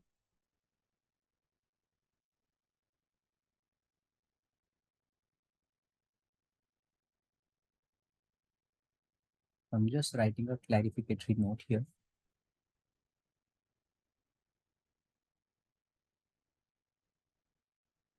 Stocks exchanged for services. That means you are giving the services, other companies giving the stocks, everyone. Is not counted. Is not counted towards 80% ownership. Is this not clear?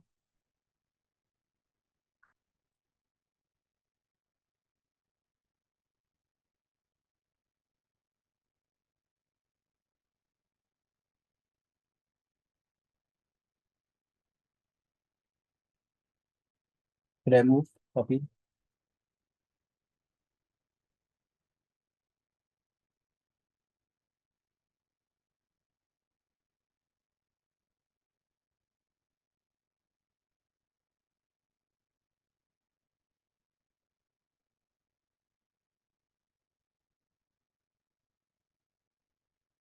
%50, 40%. AP, AP services. Is AB will recognize the gain?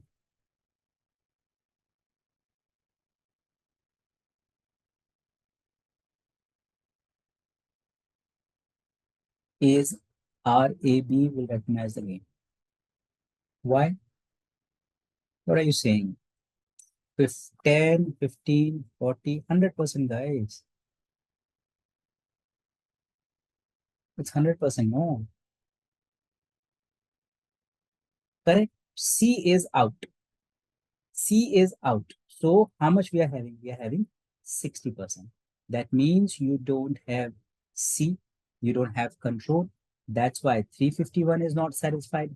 361 is not satisfied. You will recognize the gain. So you will recognize the gain, and this is ordinary. Point clear, guys? Let's do one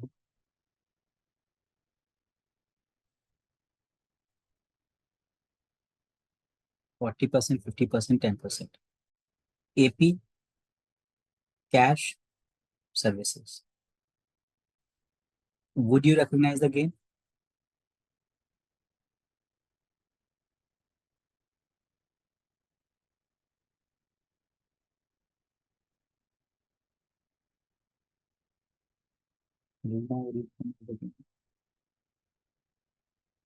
Why? Same thing, no? What we have done it? No. How much these guys are owning now?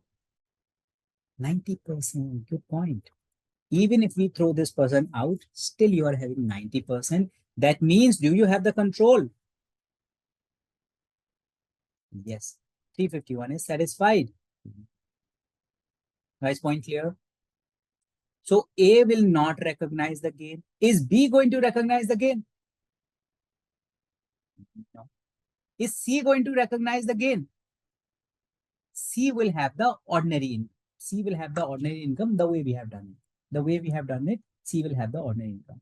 Is this point clear or not, guys? What I'm saying? Everyone? Should I move? Clear? Should I move, guys? Everyone? Okay. Now I'll have a brief 2-minute conversation behind the concept of this. That why we are having such kind of a law, everyone. How many of you have done the Indian taxation? That means, have you done anywhere, maybe CA or CA final or CA inter or anywhere in India, Indian taxation? How many of you have read this? Reena, Ashraf, Shalini, Hemlata, you have done everywhere. Okay, wonderful. I'm just trying to bring the parallel here so that you will understand what are we doing here. Capital gains, if people who have done it, do you aware? Capital gains, what is the charging section of capital gains, guys?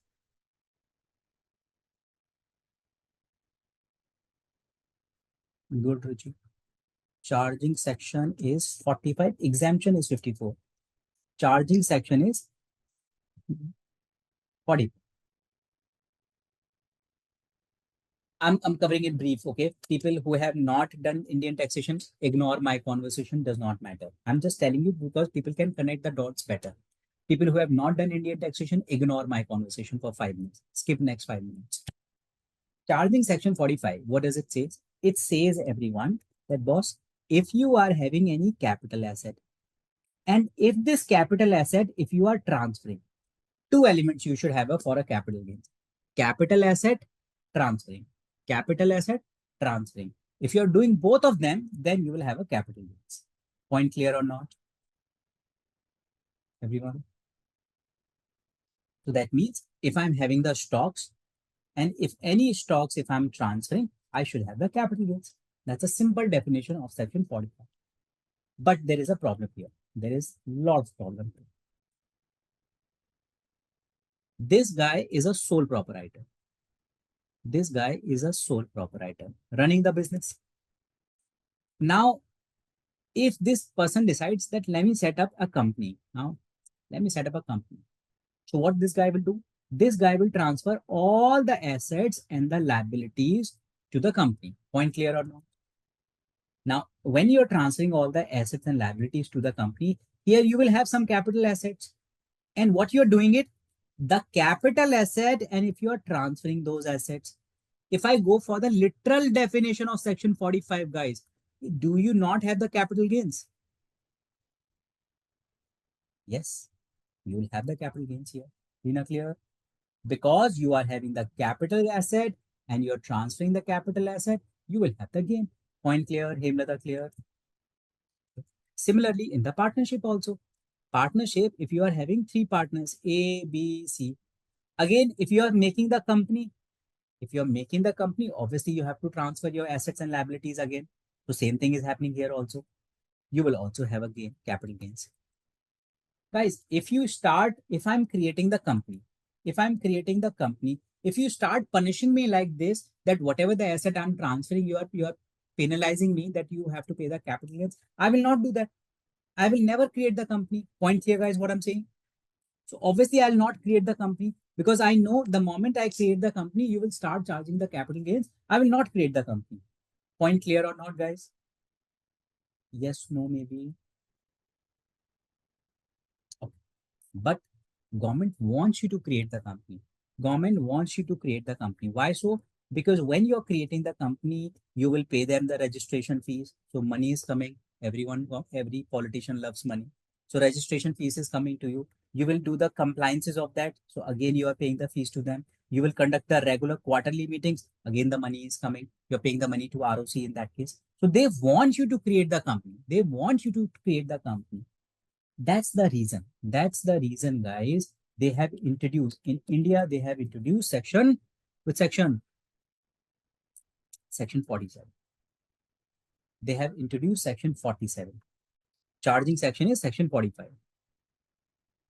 So they have introduced section 47. What is section 47 says? 47 says that whatever the transfer, these are the transfer you are doing it. Though we agree that if the sole proprietor is making the transfer, partnership is making the transfer, these are the transfers. But we will close our eyes and we will say that these are not the transfers. We will assume that these are not the transfers. Correct? So when you are not considering them as the transfers, the definition is defeated. When it is not the transfer, would you apply the capital gains here, guys? No, you will not apply the capital gains. Is this point clear or not, guys? Same thing I'm doing it here also, guys. Same pretty much the rationale we are doing it here also. If A, B, C, these are the 1/3 partners, let's say. If tomorrow they are transferring the property to the company, let's say they are transferring the appreciated property, and you're saying, oh, you're transferring appreciated property, please give us the tax. Why will I do it? I will not set up the company. That's why they are saying it. If you are setting up a company, if you are having a company and you're transferring the appreciated property, and after that you are having a control. Control means you are having almost 80% of the company. That means pretty much all the owners of the company are carrying forward in that case. That means you are having the control on the company. In that case, we will not have the gain on that. We are not going to tax that. Point clear or not, guys? Everyone. Is it okay? Rational clear, guys? I just want you to discuss this point. Obviously, none of it, this concept which I have discussed with you, you will obviously in your CPA examination, they will not go to that detailing, but it's good that you should know detailing of the law. Then it's much easier for you to retain everything that why are we doing that. I hope it is okay, Reena, clear? Okay. Um,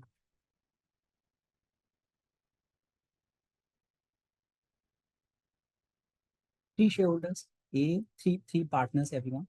Let's say they are making the company and all of them are giving AP. Possible? Possible. Let's say A is giving the plant and machinery, B is giving the building, C is giving the car.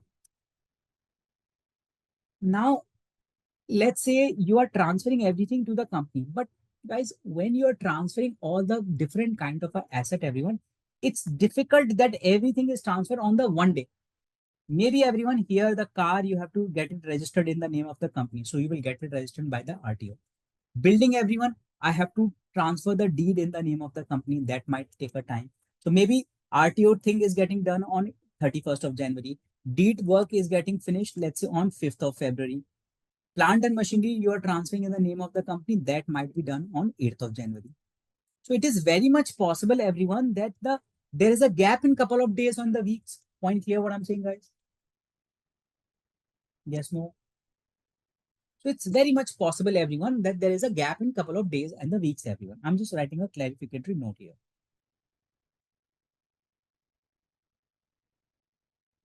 Transfer of assets or stocks must not take place. That means it's not necessary it has to take place on the same date. If it happens on the same day, very good. If it not it's not you have not done any kind of a crime. It is possible that you have not done it on the one day. So transfer of the asset must not take on the same day to get advantage of section 351. What is the advantage of section 351? That I will not recognize the gains. Non-recognition of gains.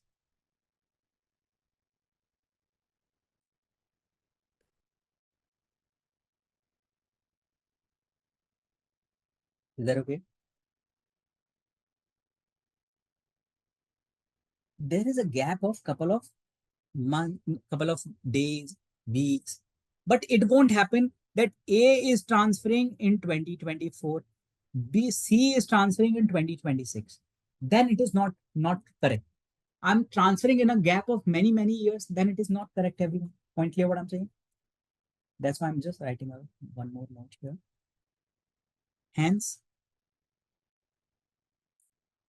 difference of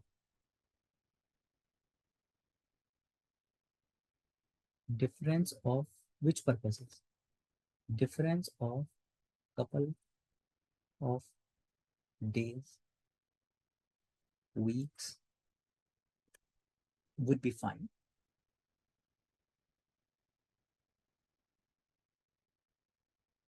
As far as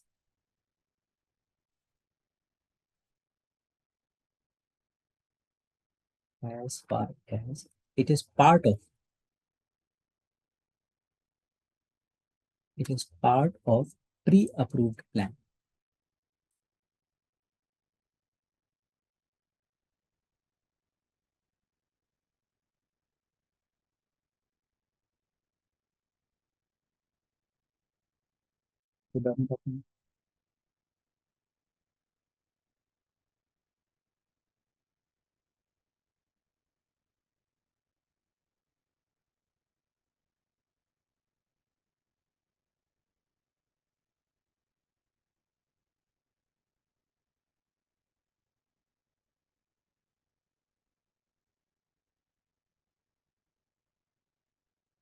Should I move?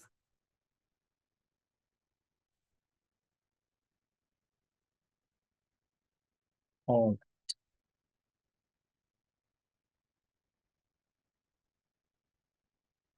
guys, we'll do the class till 10:30.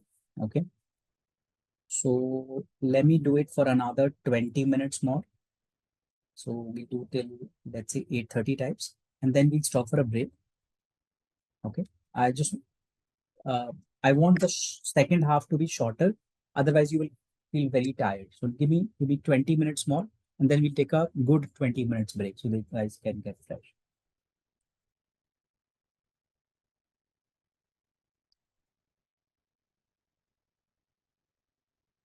Shareholder and company. Shareholder is transferring to the company. Is it mandatory that the company which I'm talking about, it has to be a brand new company? No, not necessarily. It can be an existing company also. It can be an existing company also. Um, so, for example, if I say,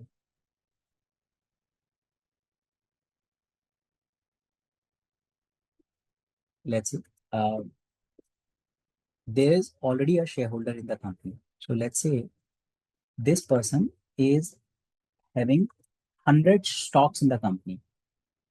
Existing person is having 100%. This guy is holding the 100% of the company.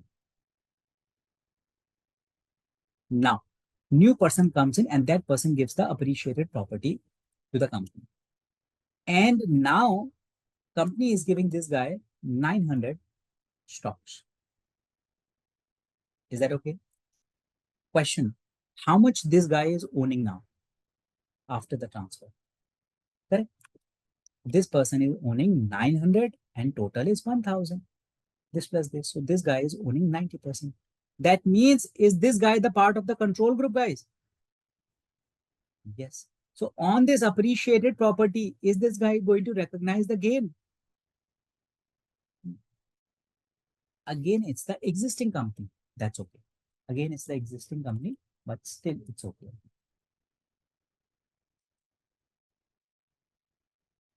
I'm just writing a note here.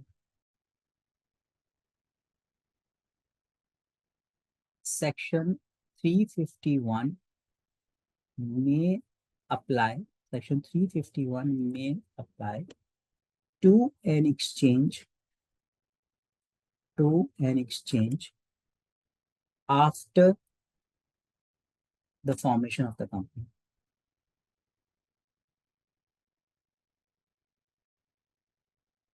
That is, Existing company is fine.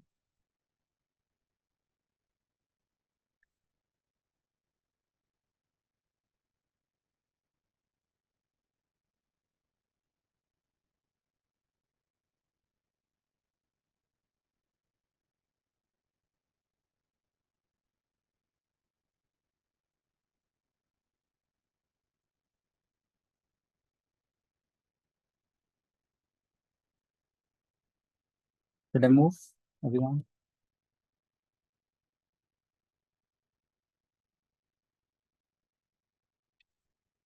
All right.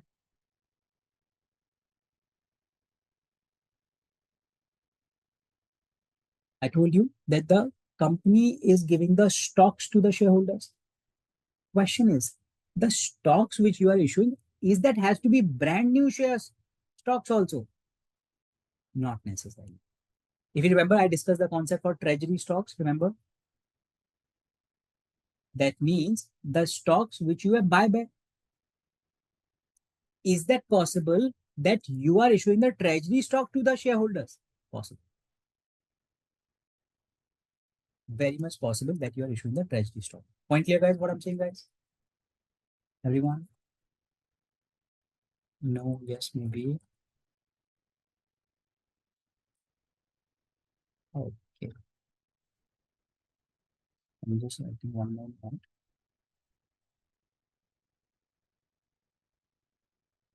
Section 351, correct, may apply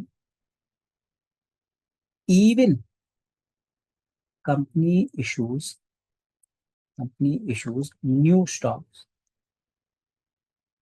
including treasury stocks.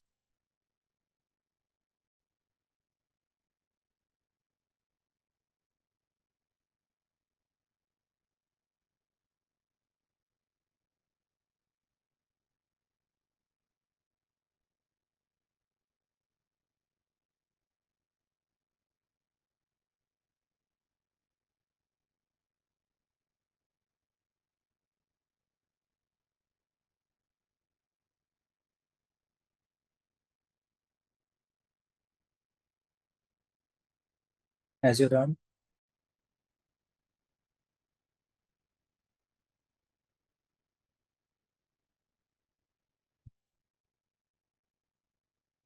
okay, everyone. Now let's see that. How many conditions we have done for 351, guys? How many conditions we have done for 351? One condition. Very good. Sure. I've done one condition, and the condition which I have done, that boss, you should have the control. Means what percentage? 50%. Remember, you should have a 50% control, everyone. No, not 50%. 80%. This is the main condition, guys. I will discuss the second condition, but second condition is a very fluid condition. Now, that means there are many scenarios when the second condition is not a very stringent condition. What is the second condition? Second condition is no boot. No boot. Second condition is no boot, everyone. What do you mean by that? For example, you become the shareholder of the company, right? You have given the property and you become the shareholder of the company. Whenever you go to the company, whenever any kind of a AGM is happening in the company, whenever you go to attend any AGM in the company, whenever you go to the office of the company, you have to take off your shoes. That means you cannot enter the office premise by wearing the shoes. Is that clear? Is that correct? Do you think it is correct? No boot? No, don't buy that. Correct. Obviously, boot does not mean shoes here, guys. No, I'm not. I'm just saying just like that. Boot does not mean shoes, everyone. Okay. What does the boot means, everyone? What is the meaning of the boot, everyone? Boot means, everyone, whenever shareholder is giving appreciated property, guys, and company is giving stocks to you. But it's very much possible, everyone, along with the stocks, company is giving you something else. Company is giving, let's say, cash to you. Company is giving any property to you. Company is giving iPhone to you. So other than the stocks, what you are receiving, we call it boot. Is this point clear or not? Everyone, Veena, point clear? So anything other than the stock, what you are receiving is known as boot. Guys, any point? Meaning of the boot is clear? Everyone? Okay. What are we saying? Are we talking about, okay, here what we are saying that as a shareholder, maybe I'm receiving stocks and along with that other items which I'm receiving, I'm calling it boot. What is the condition? What is the condition? Condition is the boot or no boot? Condition is the boot or no boot? What is the condition? No boot. Absolutely good point, Ashraf. Brilliant point. No boot, no extra thing. I want my only stock. Can I say that? That I want only stocks. Everyone, is that okay? I can say in a different way that whenever the shareholder is receiving, you should get only stocks, everyone. But again, as I said, this condition is nil frivolous, that nil flexible. I'll discuss the various exceptions of that also. Is this point clear, guys, up till here? What are we talking about? Are we talking about for a shareholder lens? Now look from a shareholder perspective. What are we talking about? Are we talking about boot received or boot paid? Look from the shareholder's lens. Boot received. Absolutely correct. We are talking about boot received, everyone. There are like exchange, everyone, which you will read in the regulation. There I talk about the boot paid also, but here I'm not talking about boot paid. I'm just talking about boot received. So I'm just writing a more clarificatory note here, guys. That says, for the purpose of section 351, consider only boot received, not paid.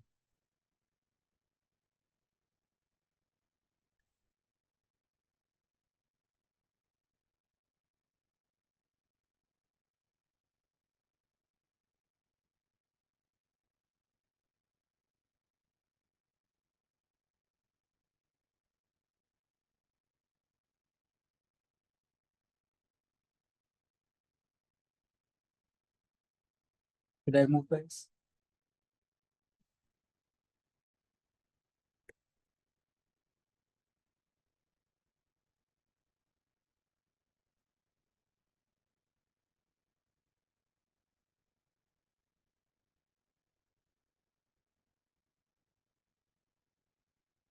What difference would it make? Mm. Okay. The difference is going to be no. Ashraf, no. You are confused. You are a shareholder, okay? Think you are a shareholder, Ashraf. You are here. Company is giving you, let's say, anything. Company is giving you cash. Company is giving property. Is that a boot? Can I say it is the boot? Yes. Is it boot received or paid? No. Ashraf. You are shareholder. You are shareholder. You are receiving or you are paying it. Here you are receiving or paying this cash or property. You are receiving it. See the arrow? You are receiving it. So company is giving you stocks also, Ashraf, and along with that, company is giving you cash also and the property. So what is that for you? For boot received or paid? Boot received, Ashraf. Point here, Ashraf. But when you as a shareholder give to the company cash or any property. Is it boot received? No, it's boot paid. Point here. So I'm not talking about this scenario. This is something we should not have it. Boot received, I'm talking about. That means whatever you are receiving from the company we are talking about. Point clear what I'm saying? I understood what you are saying. You are saying shareholder is receiving, company paying. What is the difference? No, no, no, no, no, no, no. Think from a shareholder perspective only. I understood your point. You're saying with your previous queries that shareholder receiving, company paying. No, don't think from that angle. Think from a shareholder perspective. Shareholder receiving, boot receive. Shareholder is giving something to the company, that's boot paid. I hope the difference clear what I'm saying. Sure. Yeah. Hmm.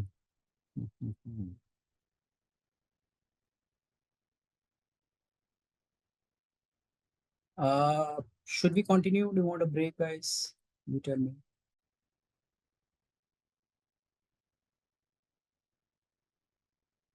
If you're not, if you're sleepy, then you can take a break. Continue. Now, I'm going to transform the entire topic, right? In fact, read it something from the book. Let's see if we can do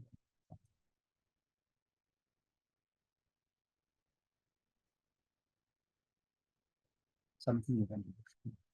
Let's keep reading it, otherwise we'll have too much to read together.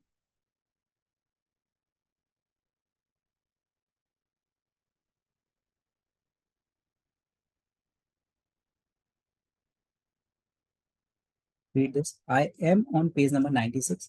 Irrelevant. Just read it from the book. Page 96, read and confirm. Just the mark portion. 96 as per the PDF, but page number 12.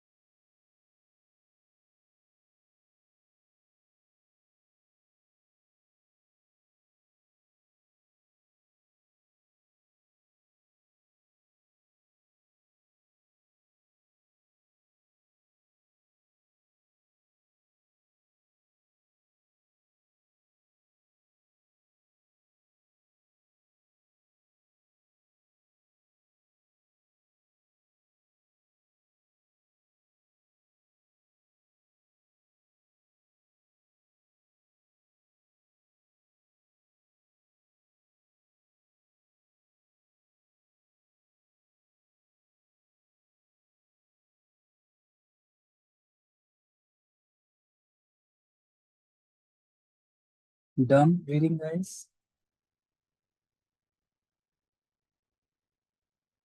Is that okay? I hope it is clear what you read. I hope it is clear. Himlata, what you have read.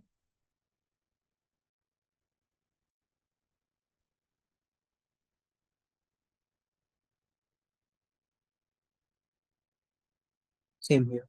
Read this also. Please. 12.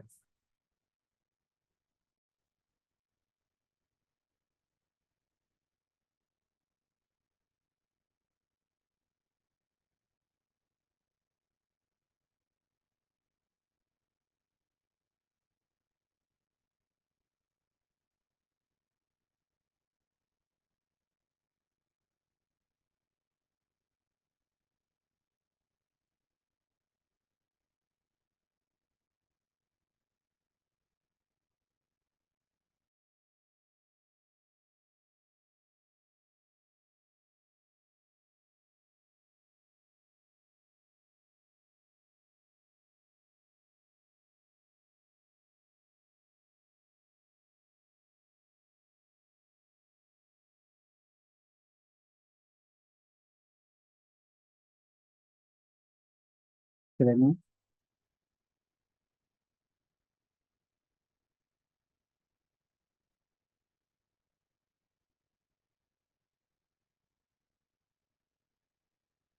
Now, now interesting portion will come more about the calculations. So as I discussed, the entire topic I'll convert into the steps. I'll discuss 4 steps. If you have understood these 4 steps, there's no question you cannot do that, guys. The language of the book is absolutely confusing. It's just over the head. We'll do steps, we'll do the entire topic, then we'll do the apply the steps in the questions from the book itself. Let's see. I'm starting with the first step, everyone. Please note it down, guys, because none of it you will find it in any book. Step number one. Step number one is going to be we are going to calculate the realized gain. Who is going to calculate the realized gain, guys? Shareholder or company? Whose realized gain are we talking about? Shareholder. Everything we are talking about shareholder only. So yeah, shareholder. How do you calculate the realized gain? Okay. 3 things, everyone. You are giving cash, you are giving service, and you are giving property. If you are giving property, then will you have the realized gain, guys? Will you have the realized gain? That means when the shareholder is giving cash to the company, do you have the realized gain then? No. How can you have it? No, it's just a normal purchase, right? When you are providing the services to the company and you are receiving the stock, then do you have the realized gain? Again, no. You will have a ordinary income. I've done with you. You will have a ordinary income, not the realized gain as such. Point clear? But when you are having appreciated property, that's where you can have it. Point clear, guys? How to have it? Whatever is the fair market value minus net book value. Is this okay or not? Yes, no, maybe. So that means, everyone, I'll come back to this. If the shareholder is giving any property for which fair market value is $100, net book value is $60. What is my realized gain? Realized gain is $40. Is this point clear or not, guys? Everyone?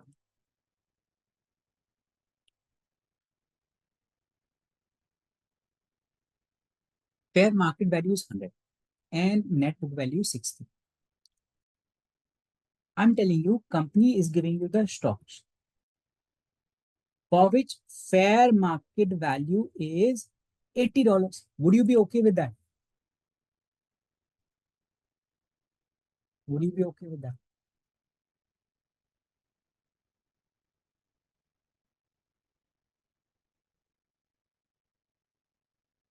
So for example, Veena, if let's say I am having an old phone, I'm having let's say old phone of Oppo. If I go and sell this right now, fair market value of the same is 30,000 rupees. Let's say you are having Veena brand new iPhone. Let's say it cost 1 lakh rupees. Would you be okay exchanging that with me? Why not? Why? Because our fair market values are not the same, isn't it? Why would you exchange that with me? Same here also, Reena. You are giving how much worth of property? 100.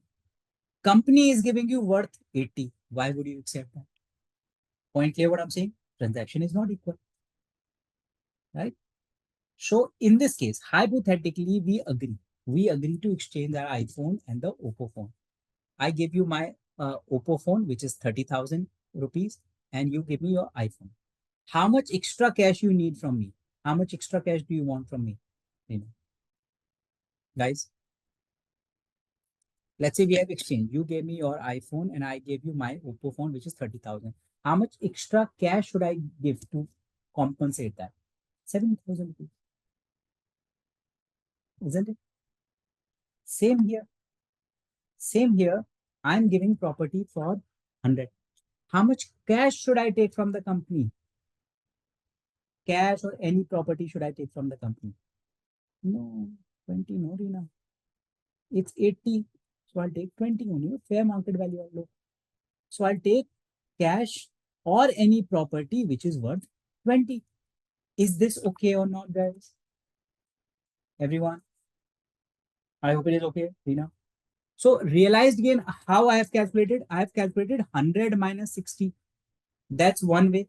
Or can I not say, everyone? 80 plus 20 minus 60. Can I not calculate like this? Yes, no. That means whatever I'm receiving it, guys, whatever I'm receiving it. Guys, point clear or not? Ashraf, point clear. Anyone, any doubt? So I can do that way also, everyone. Um,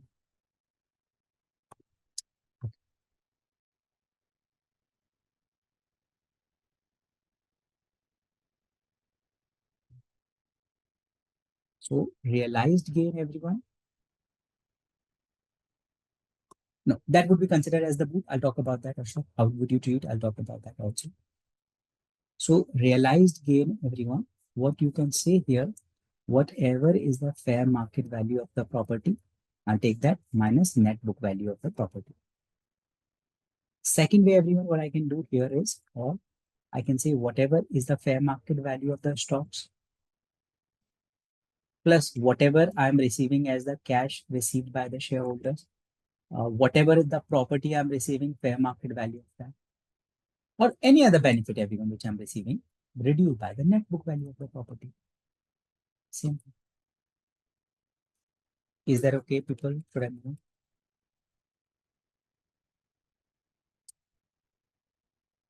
Copy this then.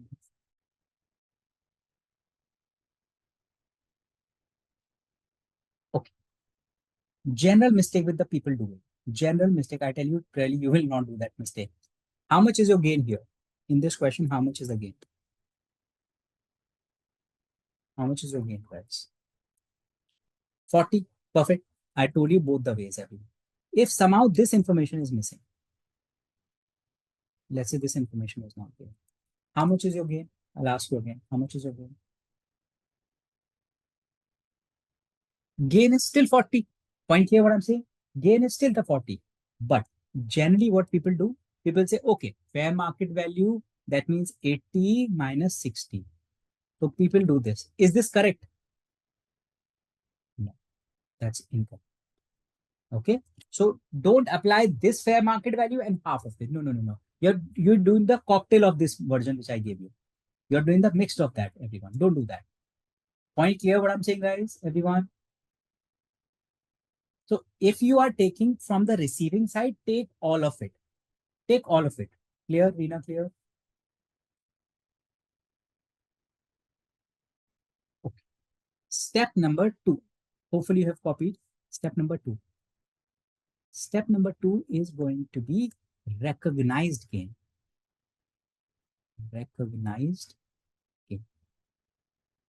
Is realized and recognized not the same thing? We'll discuss that in the reg much more detail. What is the difference? But recognized gain means simply, everyone, something which I'm going to recognize in my income tax return. In my income tax return, what I'm going to recognize is known as recognized gain. Point clear? How do you calculate? This is going to be a realized gain, guys. How do you get the realized gain? Step number 1. Or boot received. Boot received plus excess liability. Excess liability. Whichever is low. That is going to be my recognized. I have no idea what is excess liability. We'll talk about that. Let me know once we're done. Okay. Wait. I'm writing here excess liability, not the total liability. Okay. How do you calculate the excess liability? Let me write here. How do you calculate the excess liability? Excess liability is equals to liability minus net book value. Liability minus net book value. We'll discuss. Copy this now. We'll discuss all of it.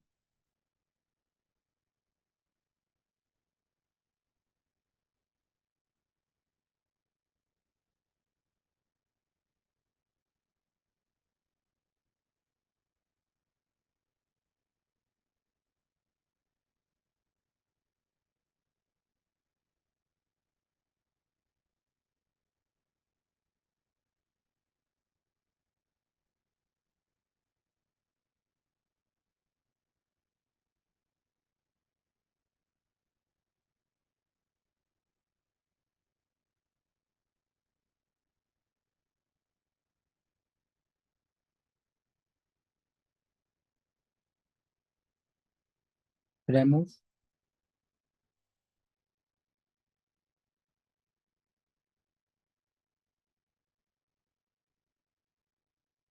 Okay. Few clarificatory points, everyone.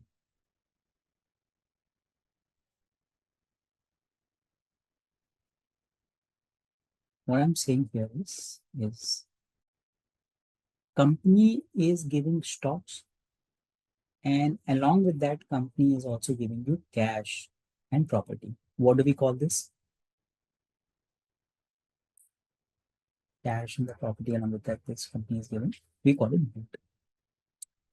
Now, boot we are considering in step number 2. We are considering boot receipt. What value should we consider for boot receipt, guys? Whatever is the purchase price of the company, that means net book value, or should I take the fair market value, guys? We take the fair market value. What is the purchase price of the company? How does it matter to us? We'll take the fair market value. Point clear, guys? Everyone, Rina, point clear?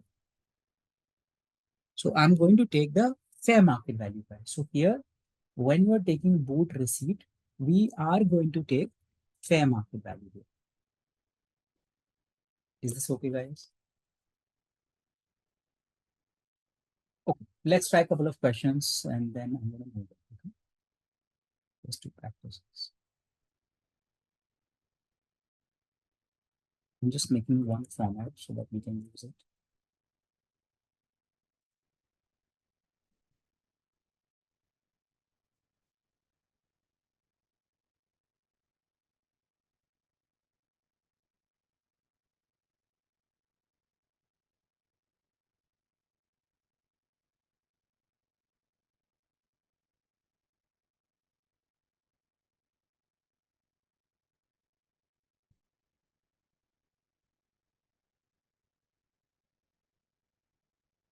Shareholder is given the property for which fair market value is this and net book value is this.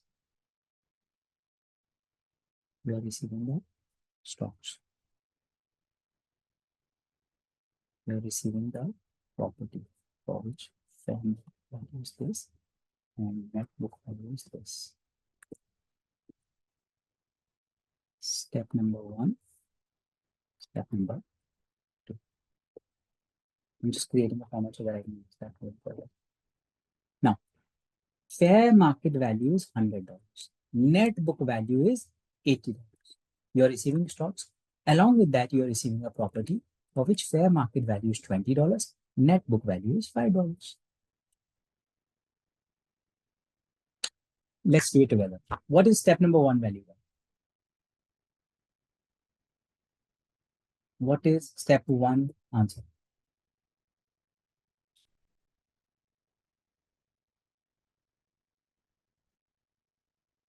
Try, guys. If you're not trying this question, you will not get this. 20. Easy. Step number 1 is going to be this. Should I add this also here? No. I'll just take one approach only. So it is realized gain. How much? 100 minus 80. It's 20. Point clear, guys, what I'm saying? How much is recognized gain, guys? Recognized gain. Recognized gain is realized gain 20 or boot received. In this question, how much is my boot received, guys? How much is my boot received, guys? Good. 20. In this case, boot is 20. Point clear, Reena, Hemlata, Shalini. Guys, do this question with me, else you'll not get this. Do this topic. If you're not trying, you will not get that. Boot received is 20. Excess liability. Excess liability. Okay. What do you mean by the excess liability? Okay, here there's no excess liability, so I can ignore and I'll talk about that later. Excess liability is zero again. So whichever is higher or lower, whichever is higher or lower, whichever is lower. So lower is 20. So my realized gain is 20, recognized gain is 20. Is this clear how I've done this? Anyone any doubt? Veena, Shalini?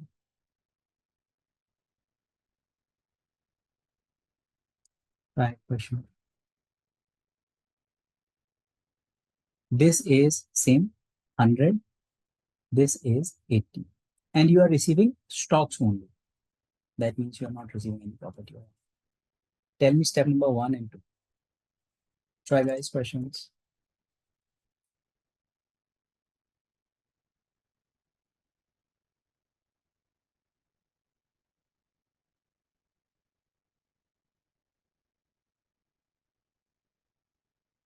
Step 1, step 2.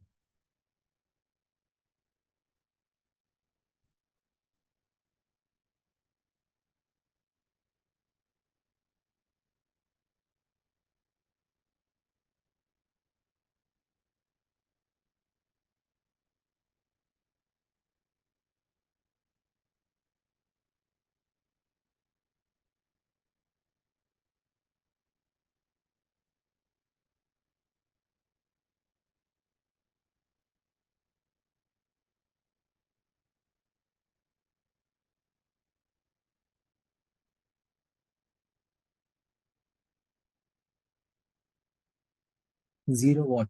Step 1, step 2. And then step 1, who will calculate it?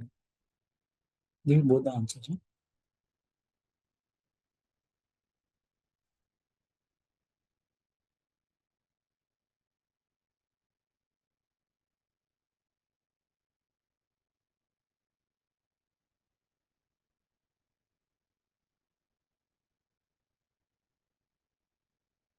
Let's see. Step number 1, Ashwat, 100 minus 80. So this is coming 20. Step number 2, 20 or boot received is how much? 0. How much excess liability? 0. Whatever is lower. Lower is what? Lower is 0. So 20 and this 4. I hope it is okay. I'm just writing a clarificatory note here, guys.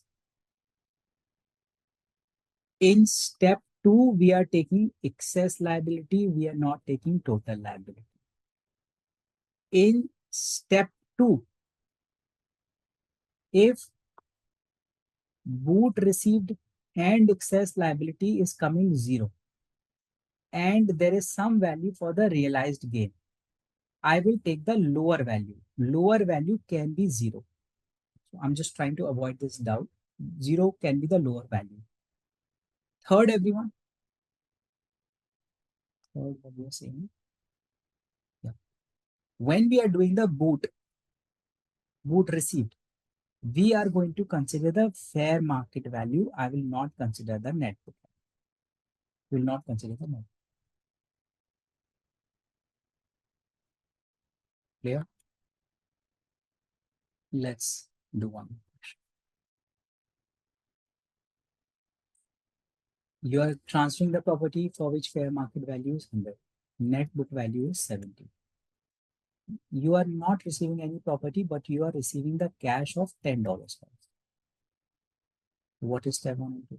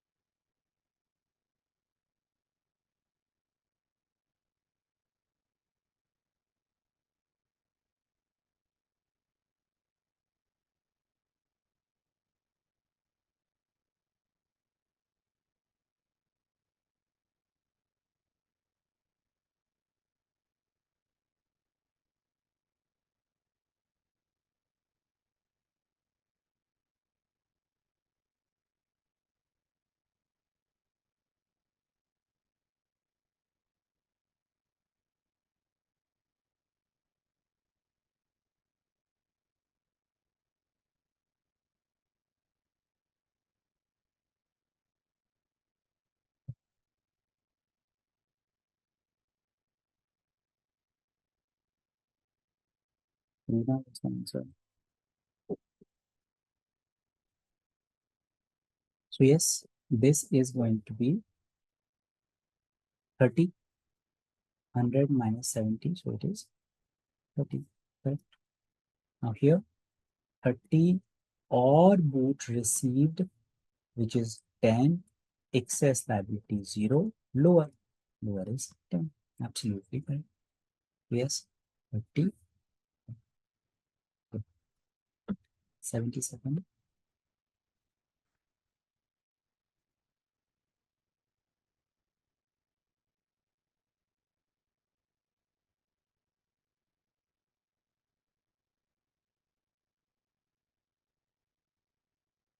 As you know,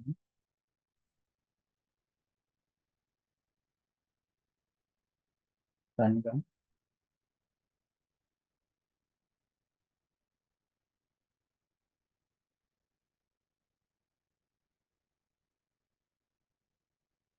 Okay, Shali.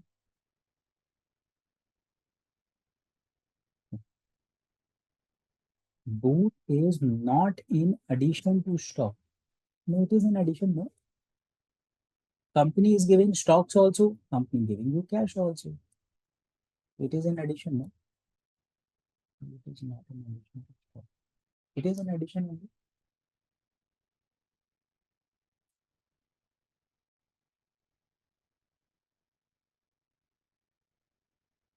Now, I have not done one thing. Let's talk about that now.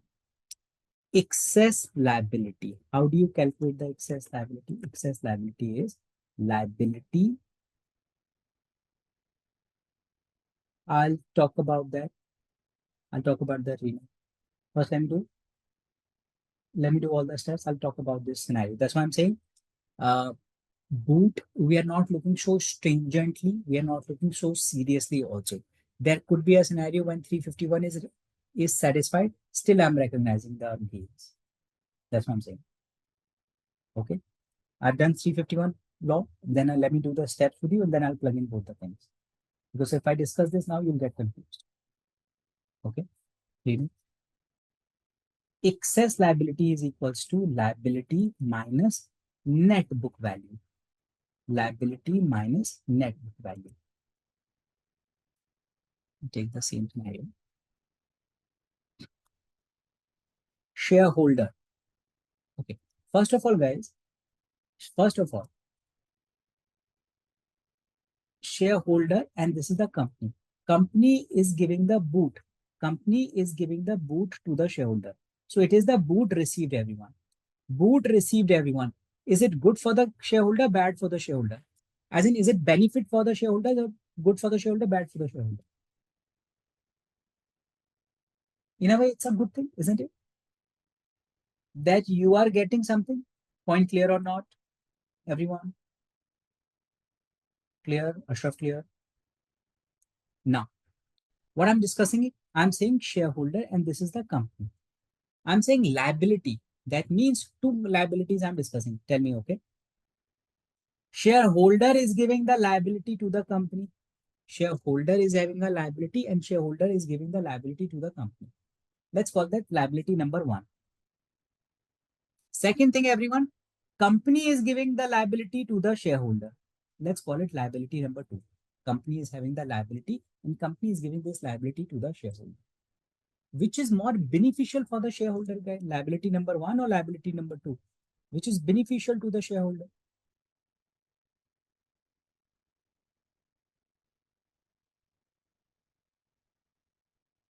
Second, so Shalini, if I'm having a home loan and if I transfer my home loan to you, is it beneficial for you? If I'm having home loan and if I transfer my home loan to you, is it good for you? No. Same thing. For a shareholder lens, look at the shareholder's lens. Shareholder is having a liability. So whatever the liability shareholder is giving to the company, that's the benefit. Point clear what I'm saying? Guys, point clear. Everyone not clear, let me know. Hemlata clear. Guys, Shalini.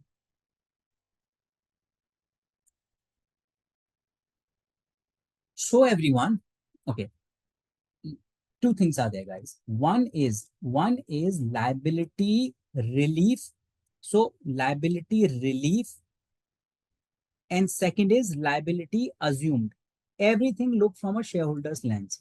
Look from a shareholder's lens. Liability relief,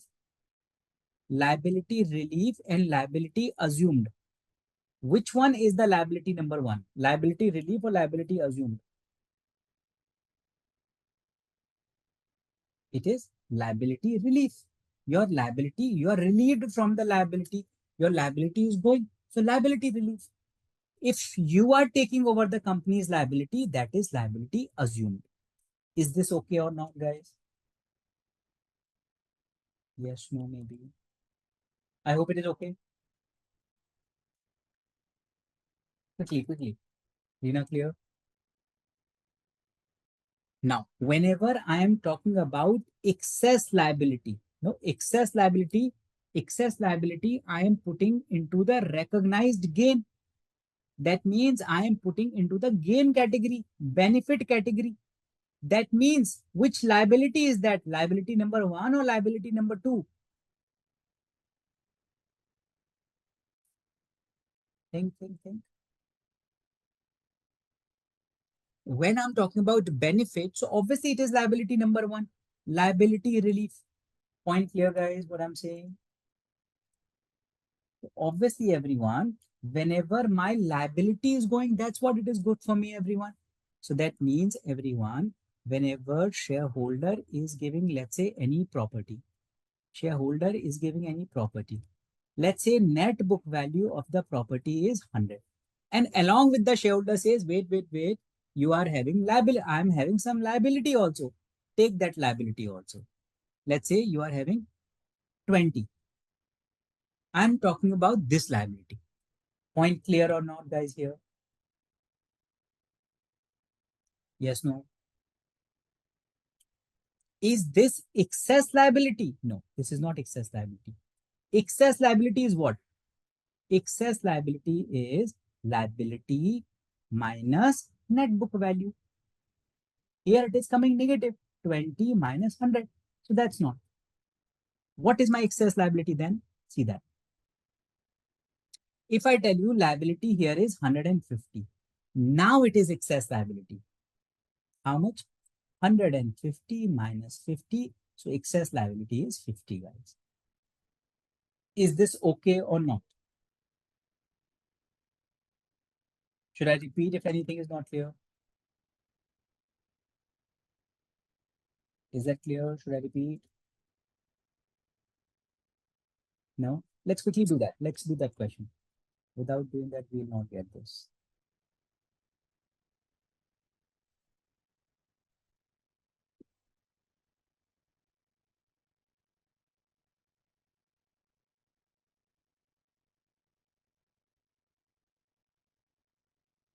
You are giving the property for which fair market value is 100. Net book value is 90.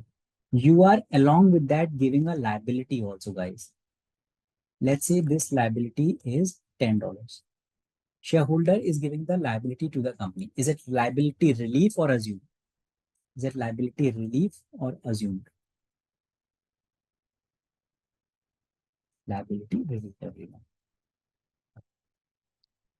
Let's say there's no property, nothing. Quickly do step number one with me. Quickly do step number one with me. What is step number one, guys? Easy. This minus this. 100 minus 90. So that means $10. Guys, is this okay? Everyone? $10 here, everyone. Now, step number two. What is this? $10, or do you have any boot received here, guys? In this question, do you have any boot received? Do you have any boot received, guys, here? Quickly, do you have any? Can you see any receiving anything other than that? No, nothing. Zero. Do you have excess liability here? Do you have excess liability here, guys? No. There is no excess liability here. There is a liability here, not the excess liability, 0. So lower value is going to be 0. So 10 and 3. Not clear. Should I repeat this? If it is not clear, should I repeat this? Everyone? Himlata, Ruchi. Yes is for clear. Yes is for repeat.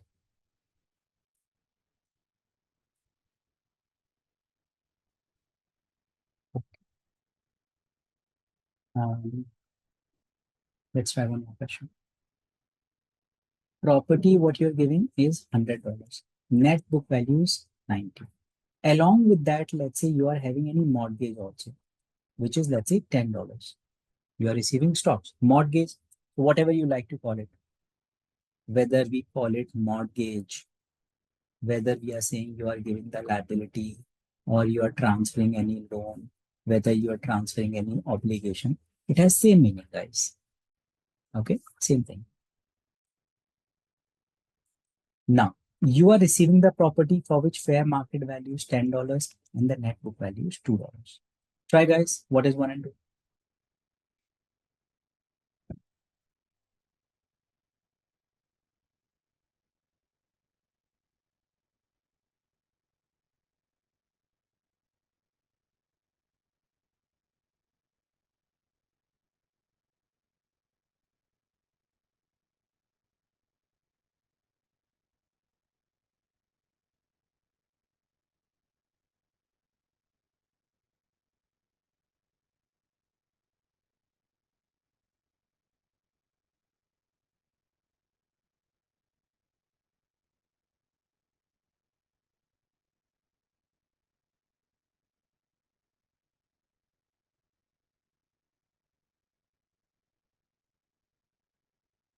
Now, this is 100 minus 90, $10. This is $10. Or boot receipt. How much is my boot receipt? $10. Do I have any excess liability? No. Whichever is lower. So same here, $10 here, $10. Guys, is this okay? Take a break. Let's take a break here, guys. Otherwise, you're getting too much burden now. No problem. Let's take a break. Please join timely, guys. I'll start the topic. I'll see you guys at 9:20. Let's start. Come with coffee, tea, so that let me finish the calculation part of it. Okay. Great. I'll see you guys 9:20. Bye-bye.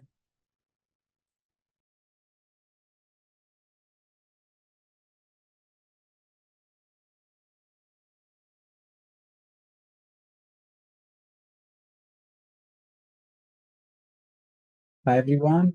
Quickly confirm if you have joined. I'll start then. I don't know if anyone to miss that. Himlata, Reena, Ruchi.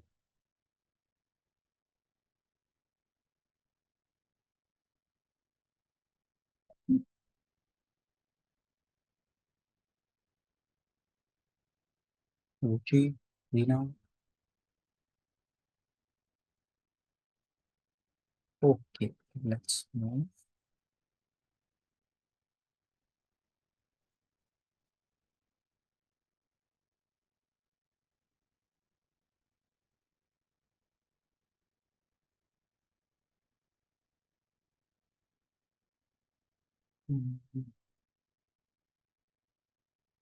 Now, allow me a minute. I'm just making one sketch pad. Anyone, any question till now?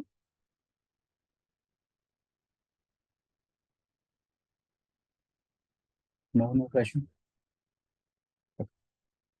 How many steps we have done, guys, till now? How many steps we have done?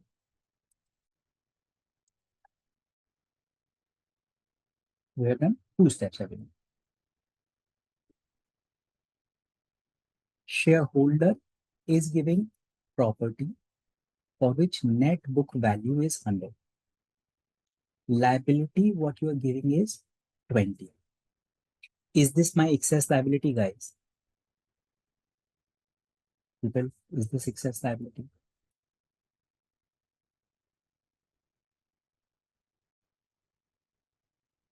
Good. It is not excess liability. Rina, point clear?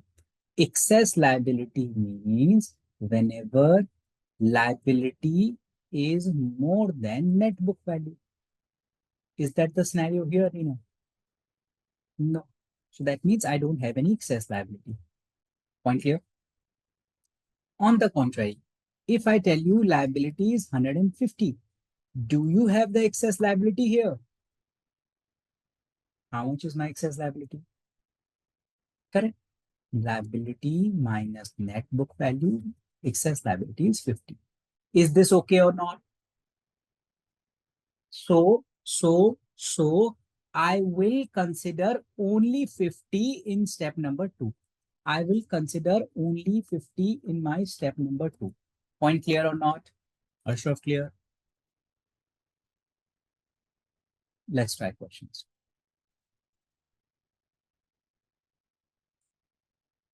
Shareholder is giving the property 200, net book value is 180.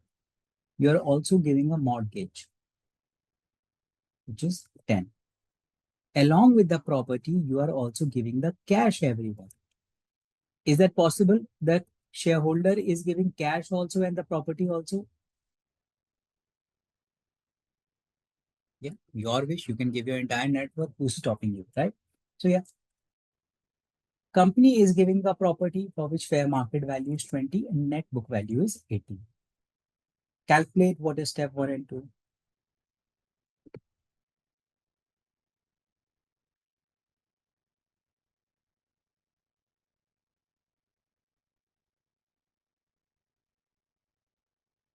Right, guys. We'll do just 1 hour. Go on. Do it with full energy. Step number 1 and 2.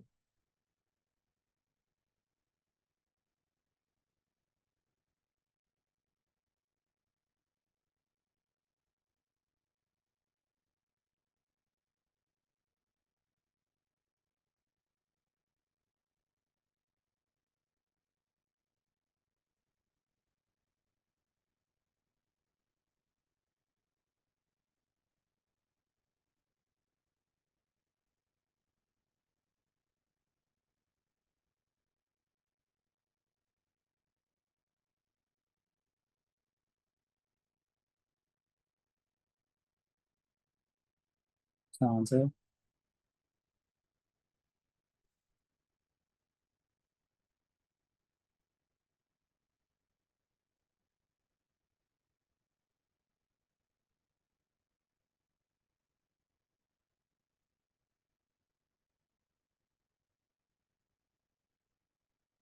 Twenty twenty.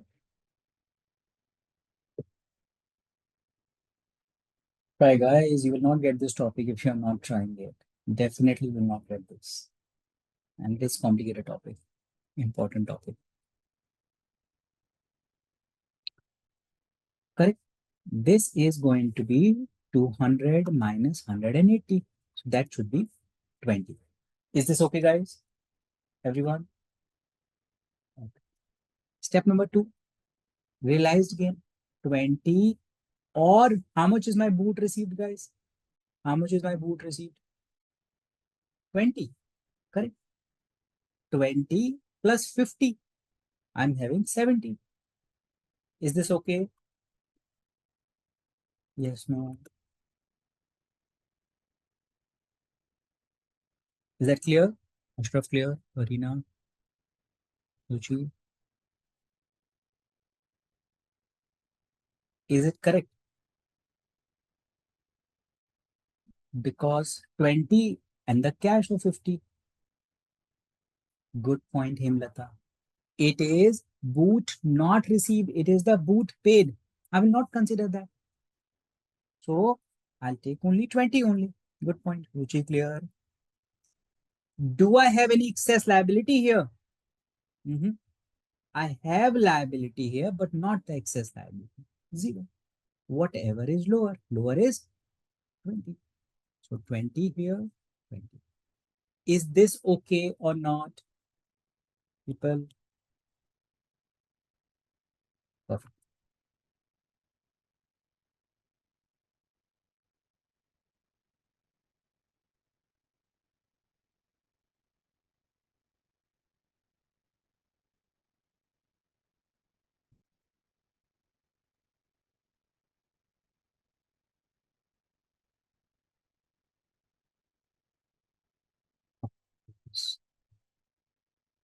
Shareholder is giving company. You are giving a property for which miss the whatever I copied that. I'm just making the format and stocks. Yes. So you are giving a property, guys, and for which fair market value is this, net book value is this. You are receiving stocks. And you are receiving any property for which fair market value is this, net book value is this.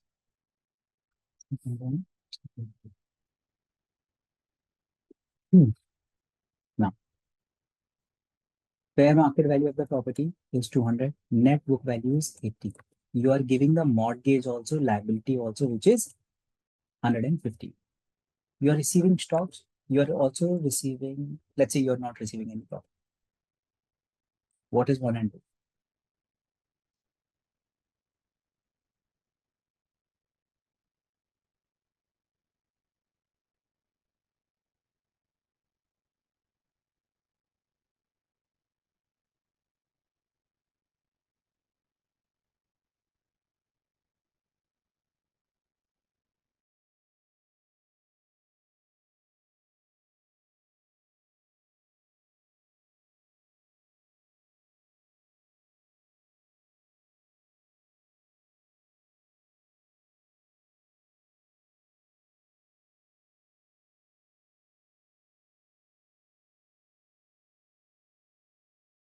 One into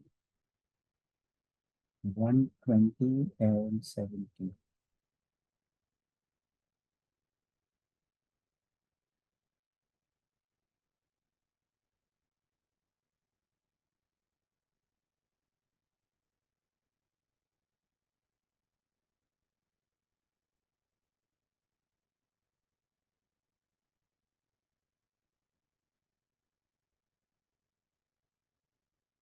Five, second.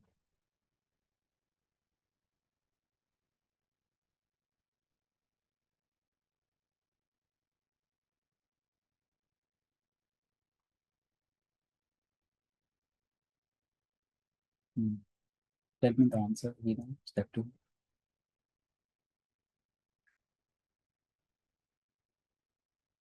Shalini, what is the answer?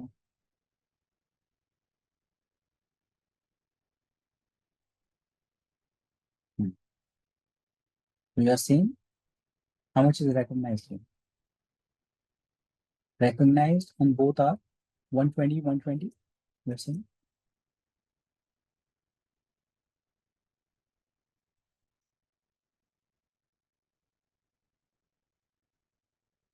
Let's see.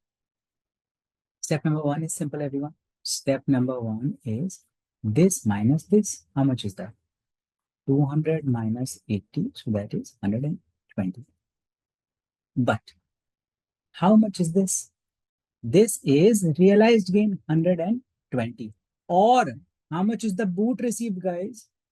How much is the boot received? 0. No boot received. Plus, how much is my excess liability, guys? Excess liability is this minus this. So excess liability is 70. What is the lower value? Lower value 70. Rina, 150 is not my excess liability. That is my total liability. You're taking the total liability. We have to take the reduction of them. So, right, 120 and 70. Is this okay, people? Everyone? Rina, clear? Everyone, should I move if it is okay? We deduct the, again, you're mixing it up. In the realized, you're saying, Rina?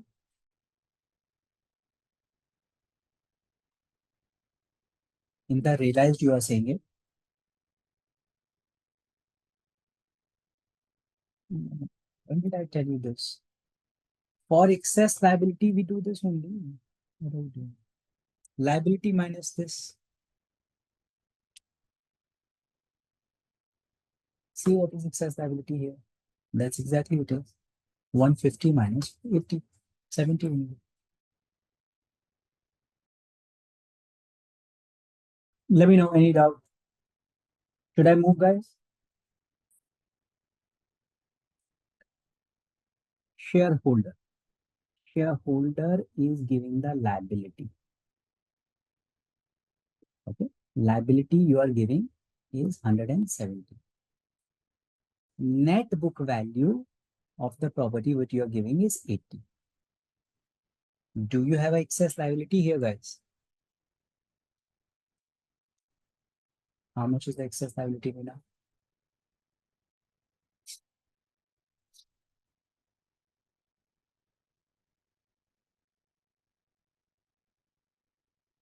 How much is my excess liability?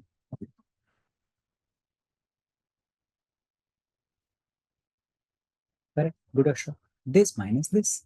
Point clear? This minus this is my excess liability. Point clear, guys? Data clear? So in step number 2 value, what should I take? Should I take 170 or should I take 90 in step number 2 value? I'll take 90, not 170. Is this okay, people? I hope it is okay. No.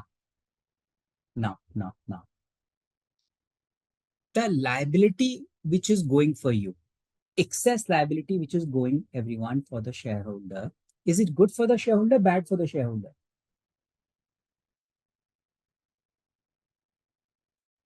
This liability which is going, is it good for the shareholders, bad for the shareholders, guys? It's good for the shareholders, benefit for the shareholders. Point clear? Because obviously my liability is going, but that is not a boot, but the treatment is very similar to the boot. That's why I'm just writing a simple clarificatory note here. Excess liability is not boot received, is not boot received, but treatment is similar. But treatment is similar. Similar to boot received. This is basically the gain provision of the one. See, for boot receipt, you're recognizing the gain. Similarly, excess liability, I'm also recognizing the gain. So treatment, I'm giving the same. Point clear what I'm saying with the note? Everyone? Yes, no, maybe.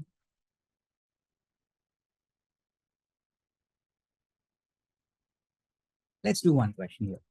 Let's say everyone, again, shareholder is giving the liability. Liability, what you're giving is 10. And net book value is 80. Is this excess liability, guys? No. That means, am I going to recognize any gain in the step number 2? Am I going to recognize any gain in the step number 2, guys? No. Is this point clear or not? Yes, no, maybe. But, the liability which is going, guys, you're a shareholder. The liability, even 10, I agree this is not excess liability, right? But the liability of 10 which is going for you, is it good for you, bad for you?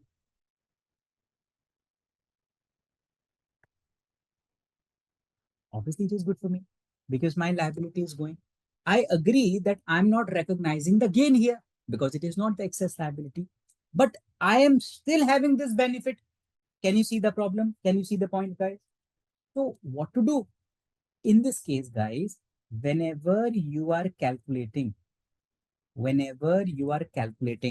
is calculating? Shareholder is calculating what is going to be my stock basis. That means the stock which I'm getting, whatever the basis you are calculating, guys, let's say the basis is coming almost $10,000. Okay, not 10,000. Let's see the lower value. Let's say basis for me is coming approximately $100. From the basis, everyone, I'll reduce the liability. How much? I'll reduce this $10. I'll reduce the $10 from here. Now what is my basis, guys? Basis is $90. So what I have done, have you increased the basis or have you decreased the basis? Have you increased the basis or have you decreased the basis? You have decreased the basis. Reena, point clear? You have decreased the basis. What is the point? When I reduce my cost, when I reduced my basis, in the future, when I'm going to sell this share, guys, I'll have the higher capital gains or lower capital gains.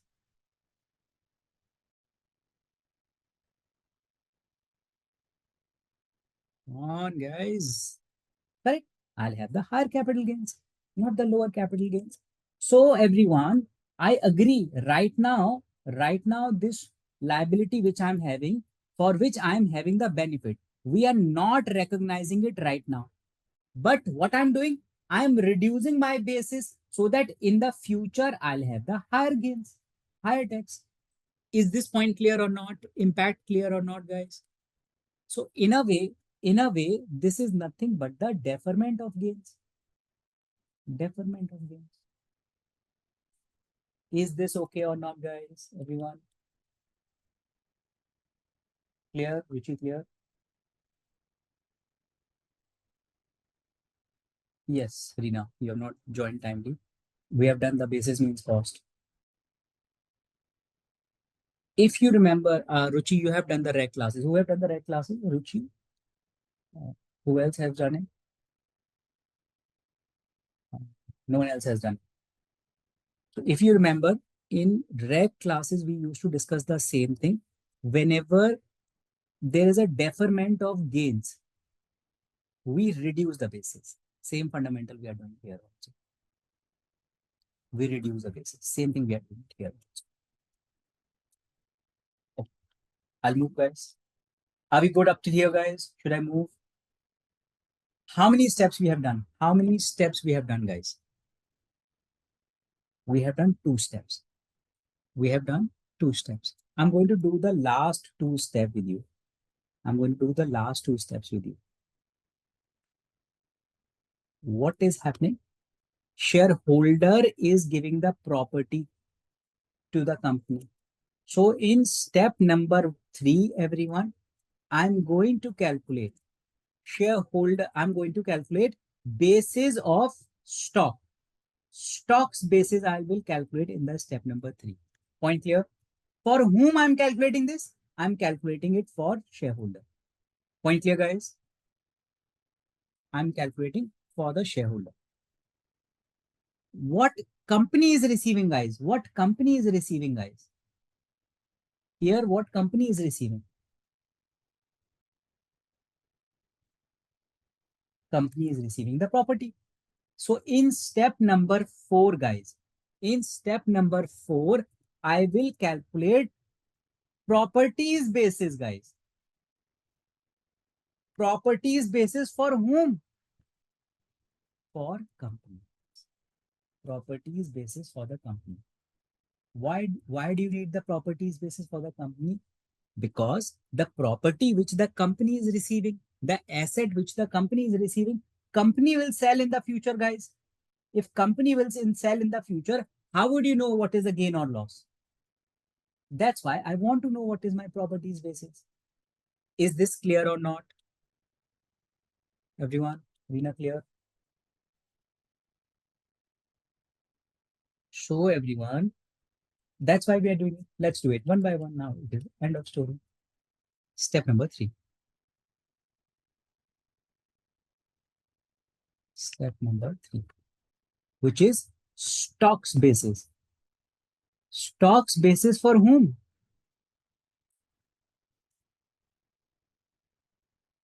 For shareholder. How do you calculate this? Whatever is the net book value of the property, guys. In that case, I'm going to add recognized gain. How do you get the recognized gain, guys?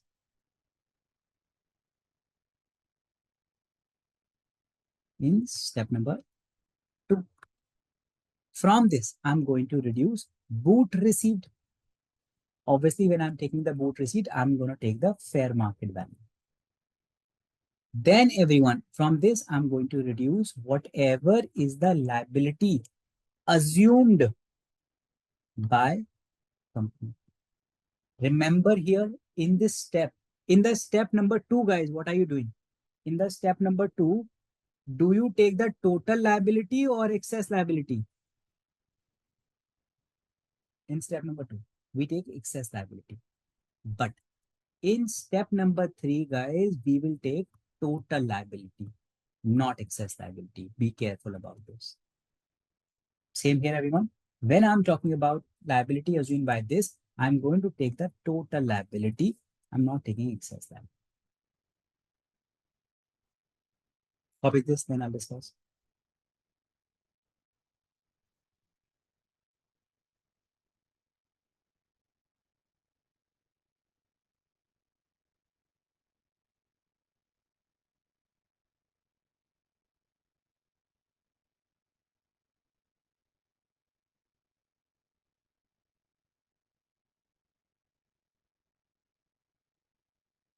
Copied. Okay, let's try question here first, then I'll move to step 4 later.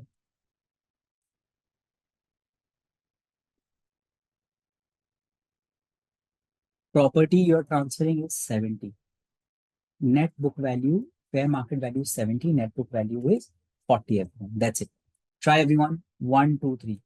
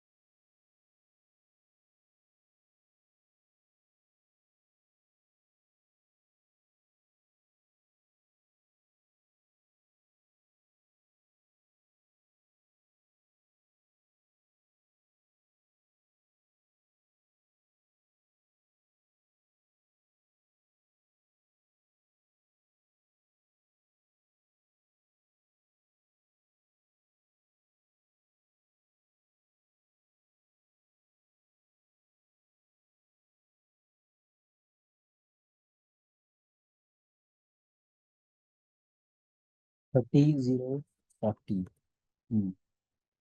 It's okay to move. So step number 1, everyone, this minus this. 70 minus 40, you're right, 30. Step number 2, everyone. 30 or boot received is 0. Excess liability is 0. Lower is 0. Very good. Step number 3, everyone. Step number 3 is net book value, which is 40, plus recognized gain 0, minus boot received 0, minus liability 0. 40. Good. So 30, 0, 40. Guys, clear? Everyone? Good. Let's try one more.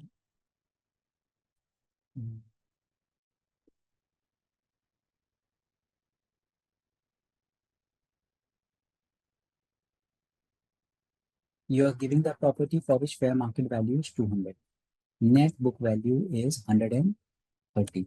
You are also giving a mortgage, everyone. Mortgage, what you are giving is 10, everyone. Nothing here. Tell me one, two, three.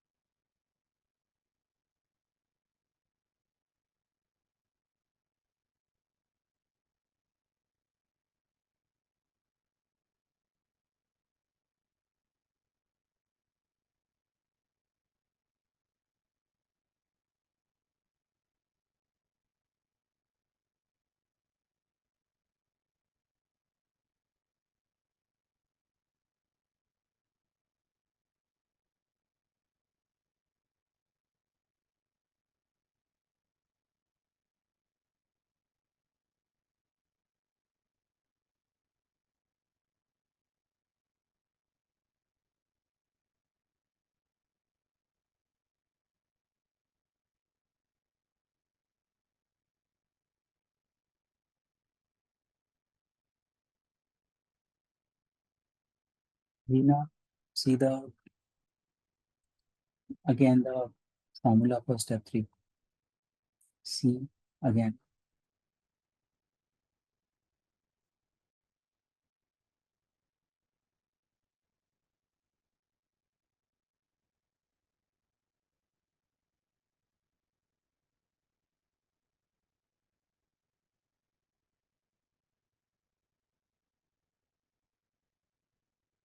Correct. Should we not reduce the liability relief?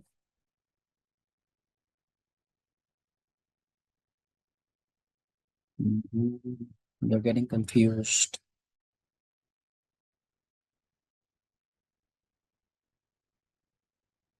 You're reading it correct, but you're reading it half.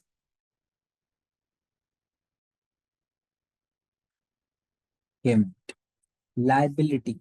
Shareholder is giving the liability to the company. Shareholder is the liability, giving the liability to the company. What is this? Liability relief or liability assumed?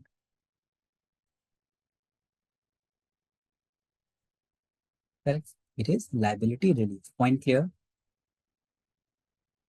But can I not also say this? Liability assumed by company? Can I not say this? Yeah. Same thing. Liability assumed by the company. Same thing. See what is written here. Liability assumed by the company. It's one and all the same thing. Point clear? Yes, no? Not clear? I told you what is not here. I told you what is not included. . Liability assumed by shareholder. This is not included.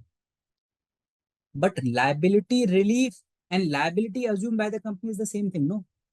It's the same thing. Let's see that. Step number 1 is 200 minus 130. So it is 70, right? Now step number 2, 70 or BR is 0. EL is 0. So this is 0. Am I right, guys? Step number 3, 130 plus recognized gain 0 minus put received 0 minus total liability 10. That's 120. Very good, guys. I'm glad everyone's got this. 70, 0, 120. Brilliant.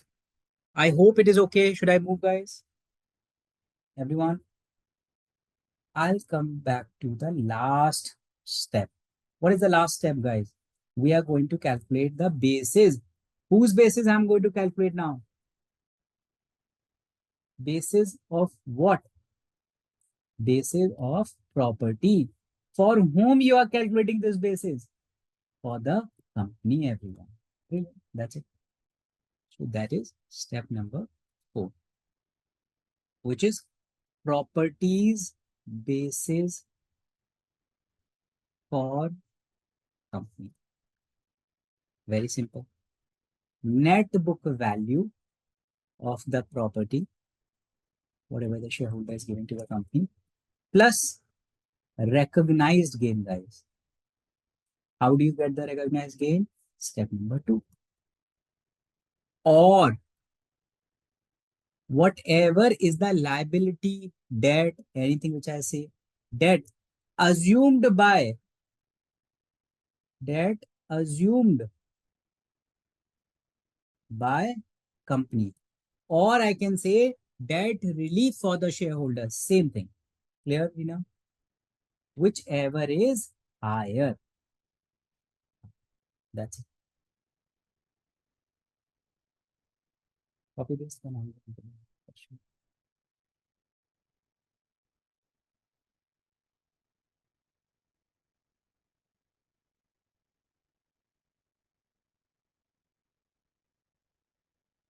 Done, guys?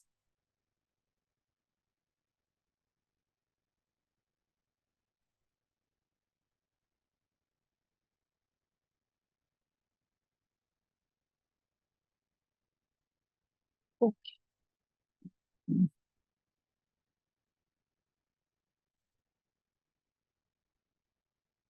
You are giving any property for which fair market value is 70. Net book value is 40. You are receiving a property for which fair market value is 20. Net book value is 5. Do all the 4 steps. 1, 2, 3, 4. Try, guys. Go through the practice.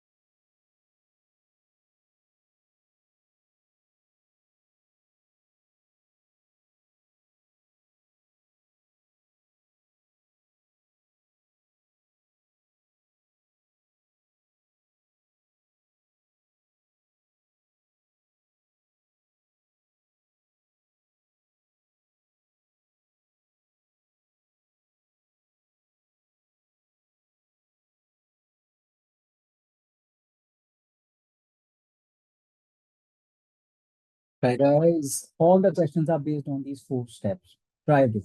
I wait for more answers. Nina, what's your answer? Hemlata, what's your answer? Shall we try again? Try step number 2 again.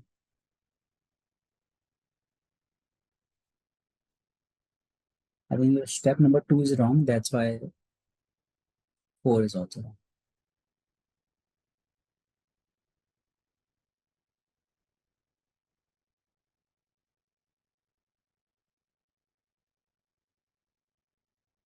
You're not considering boot receipt, Shalini.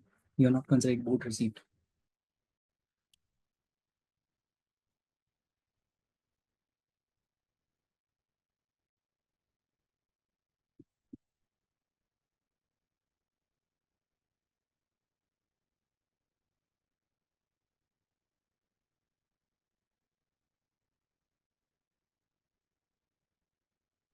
Let me do one question with you guys. Okay. But after that, please try on your own, guys. Else you'll not get this topic at all. Let's do it. Step number 1 is very simple. This minus this. So 70 minus 40, that is 30. Correct this, correct this. Step number 2. Step number 2 is a realized gain or boot received. I have boot received here, 20. Do I have excess liability? No, 0. Whichever is lower, lower is 20. So 30, 20. Point clear? Shall clear? Step number 3. Step number 3 is my stocks basis. So I'll take 40 plus recognized gain 20 minus boot received 20 minus fair market minus the liability nothing. So this will get cancelled. The answer is 40 here. Good, good. Step number 4, everyone. Whatever is the net book value 40 plus recognized gain. I have no liability, so this is 60. Right? 60. So that's why 30, 20, 40, 60. Go. Guys, clear? Everyone? Reena clear? Himlata clear? Try questions, guys. If you're not trying the questions, you will not get this topic. Last step, Reena, just plug in the values. What is your net book value? 40 is the net book value, Reena. So 40 plus what is the recognized gain? 20. So 40 plus 20 is 60. So 60 and any liability is taken over by the company? Nothing. So 60 or 0, whichever is higher, higher is 60. That's it. Clear? Himlata clear? Shalini clear? Okay. Anytime. Try guys question. We'll do 2, 3 questions and these are going to be just the base for everything. 200, 130, let it be. Let it be. Even if it is taking time, don't worry. Take time. It's good to be wrong here rather than in exams. Fair market value 200, net book value 130, and you are giving your loan also, mortgage also, guys, which is what? Which is 20. You are receiving the property for which fair market value is 20, net book value is 2. Same, what is 1, 2, 3, 4? Try everyone, I'll wait for your answer.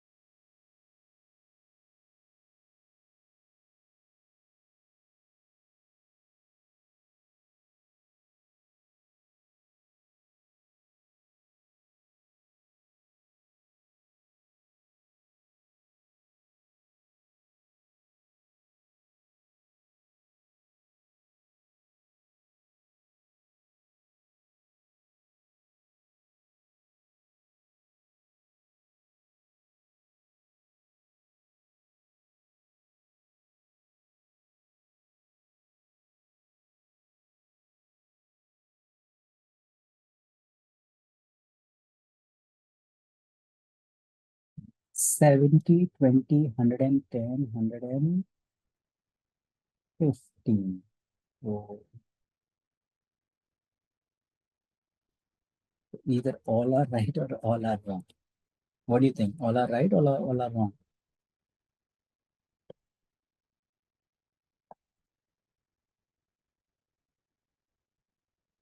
See, right? Good. I like the confidence. Good. Step number one, guys. Step number one, I'll take these minus this. 200 minus 130. So you are saying 70. You are saying 70, 20, 10, and 150. So correct. Step number two. Step number two is everyone 70 or boot received, which is 20. Do I have excess liability? No, zero. Whichever is lower. Lower is 20. Correct. Step number three, everyone, which is net book value 130 plus recognized gain 120 minus boot received, everyone, minus my liability. So this will get cancelled. So this is 110. Good. Lastly, it's simple, everyone. Step number four, which is 130 minus, sorry, plus 20, 150. Mortgage is a very small amount. So, yeah, correct. So 70, 20, 110, and 150. Guys, is this clear now? I hope you're getting better confidence here. We'll try maybe one or two more. That's it. Then I'll read with you.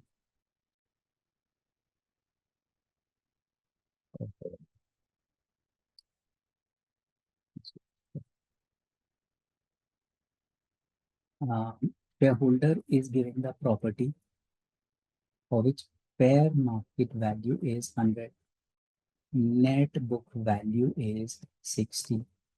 You're giving the mortgage, which is 10. You are getting the stocks and you are also getting the cash of 10. 1, 2, 3, 4.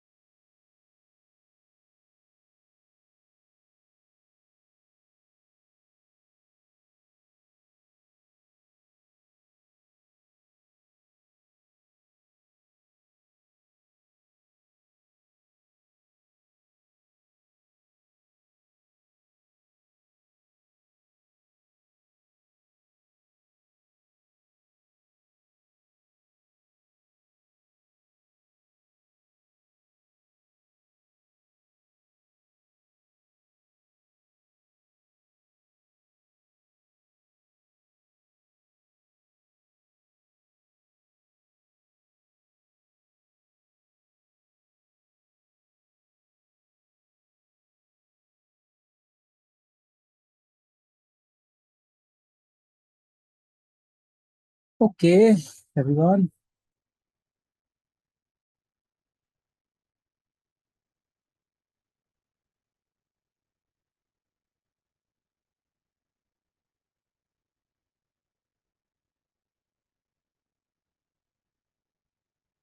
Okay, it looks correct to me also. Mm, Step number one. Step number one is this minus this. 100 minus 60, so it is simply 40. Correct. Step number two is 40 or boot received is 10 or excess liability is 0. So lower is 10. Correct. Step number three, which is a net book value, which is 60 plus 10 recognized gain minus fair market value of it minus mortgage. So this will get cancelled and this is 50. Correct. Step number four, which is 60 plus 10, 70. Guys, I hope it is okay. Should I move, everyone? If you see how many steps we have done, guys, how many steps we have done? We have done 4 steps. Now I'll read the language of the book and you will see how complicated unnecessary this is. This will cover 98% of your topic. 2% topics, 2% points I'll discuss with you now. Maybe tomorrow I'll discuss that with you guys. But if they ask you the question, most likely it is going to be around this MCQs, would be on this only, right? So I'll cover all the 4 steps with you guys. Mug them up, everyone. If you have stick to the steps, you will not go wrong in that, guys. I hope it is okay. Should I move? That's why I made the steps, everyone. If you see, everything is related, guys. If you see, for example, step number one, which is realized gain. Without realized gain, can you calculate recognized gain? No. Recognized gain you cannot calculate without this. Similarly, everyone, without recognized gain, can you calculate the stocks basis? I cannot do that. That's why everything is very interrelated, guys. That's why it's more like a steps. We are going step by step. Point clear, guys?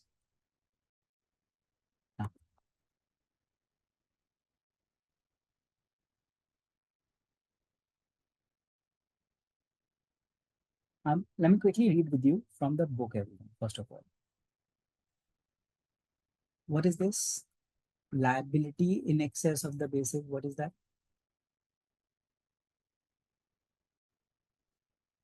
What do we call that? Liability in excess of the basis. This is nothing but the excess liability, guys. How do you calculate?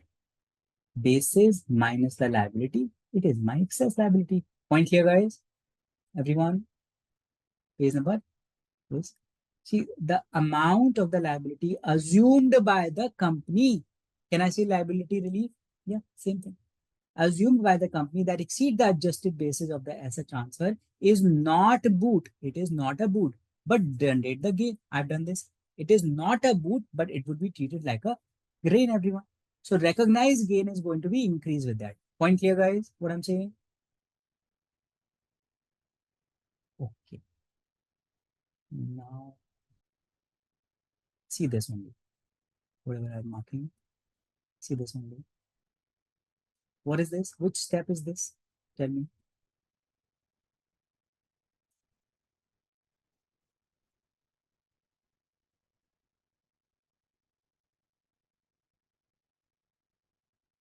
Which step is this?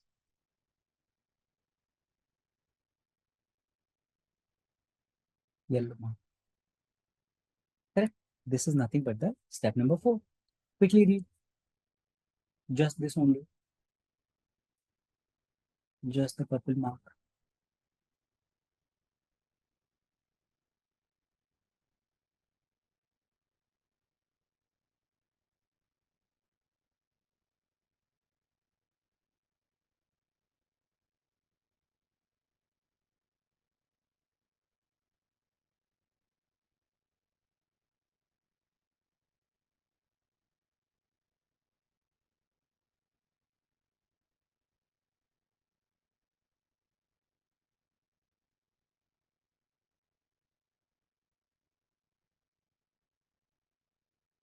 Done. General rule is that the basis of the property received by the corporation from the transfer is the greater of transfer shareholders basis net book value plus the recognized gain or the debt assumed by the corporation every year. Guys, is that okay? Clear? Running clear? Okay. Do we need to read this language? Do we need to mug up this language? Absolutely not. If you have understood the concept, not clear enough? Okay. If you have understood the language of it, delete that. No need to do that. No need to do that. None of it you have to do it. As far as you have understood the concept, and don't worry, I'll try every questions with you. If you have understood everything, you have made your notes also. Okay, that is important. Then you don't need to learn the language, right? Point clear? Uh, have you done this?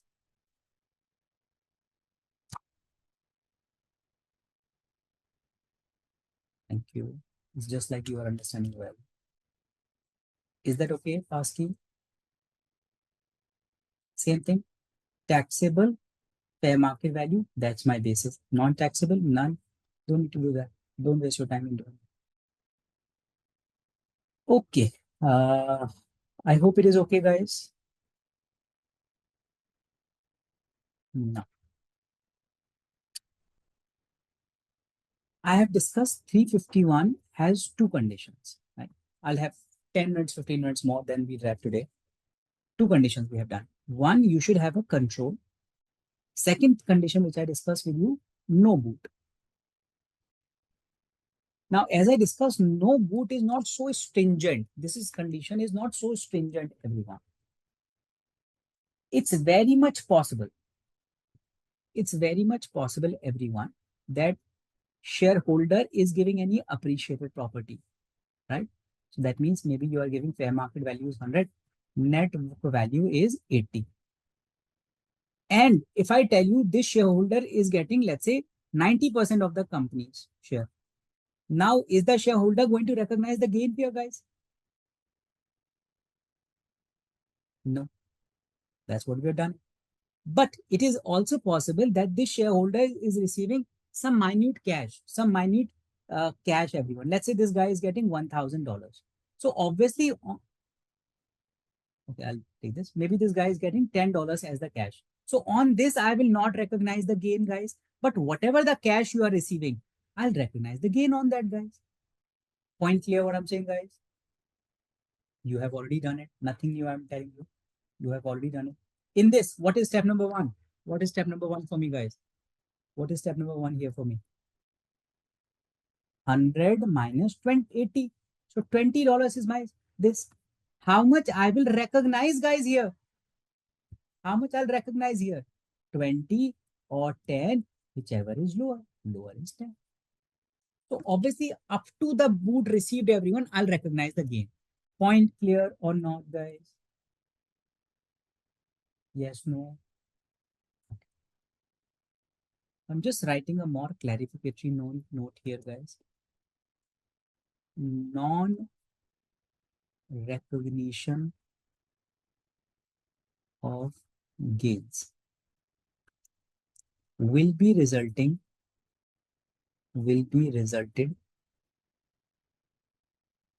to the extent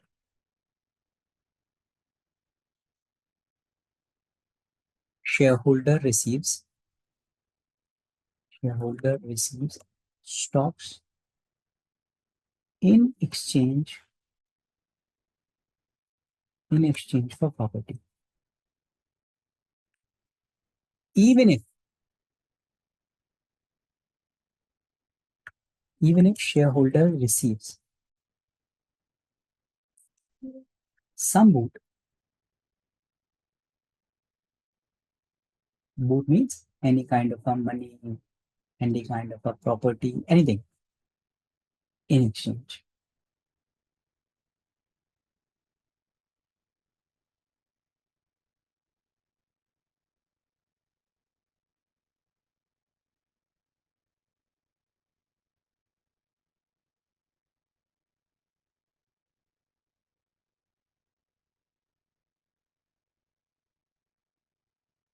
Clear?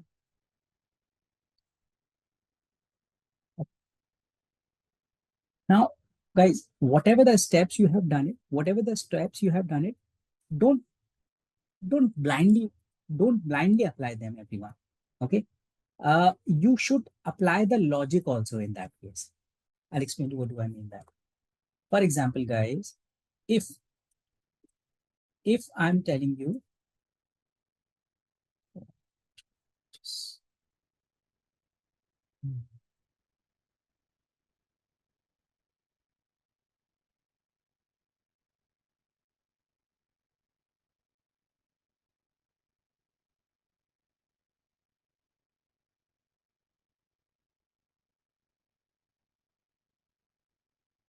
what did I explain? I was telling you that before applying the steps, apply the logic also. For example, guys, if I am saying that this is A who is coming and this guy will get 10%.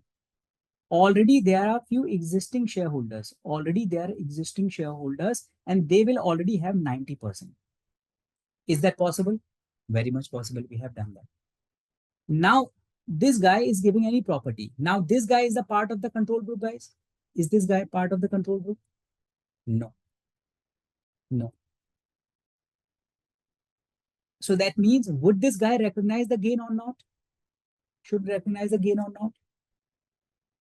Yes, yes. So if this guy is giving me the appreciated property, guys, let's say fair market value is 100 and net book value is 80. Okay, nothing else. Okay.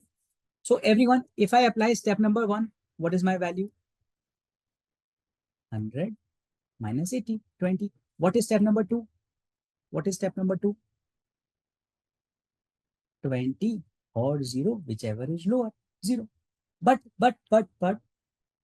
is it correct? 0 is correct. No, ideally this guy should recognize, because you are not part of the control group. So you should recognize this, guys. Point here I'm saying, because in the steps, when I'm doing the steps, there is no way for me to tell you that whether should you apply the step here or not. Allow me.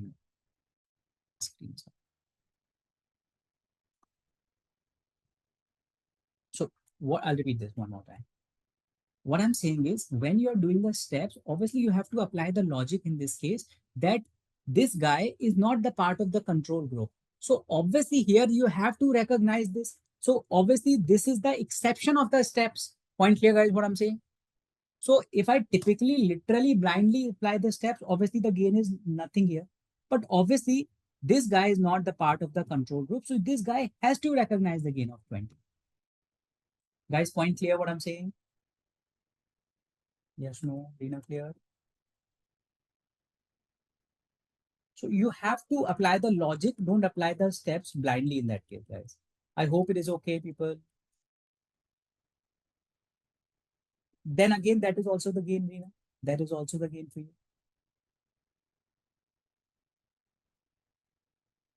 Okay. Yeah. Then let's apply the steps. So whatever is that 20, let's say in this question only, Rina, 20 is the gain and you're receiving boot of 10 also. So your gain is 30 in that. Okay. Let's try questions. Otherwise, everything is little theoretical. I'll do questions, whichever is in the book. Okay. So that you will get the comfort in that case. Don't look in the answer. Let's see whether you are able to do the questions or not. It goes for testing whether you are able to do this or not. See the steps. X is contributing, guys. X is contributing a building to the corporation. Building is having a fair market value of 1 million. Net book value, everyone, is 100,000. APDP, guys, APDP.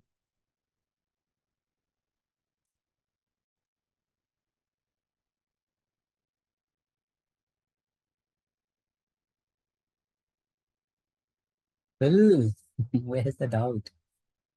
You are giving a property for which fair market value is $1 million. $1 million. And net book value is $100,000. APDP. It's AP.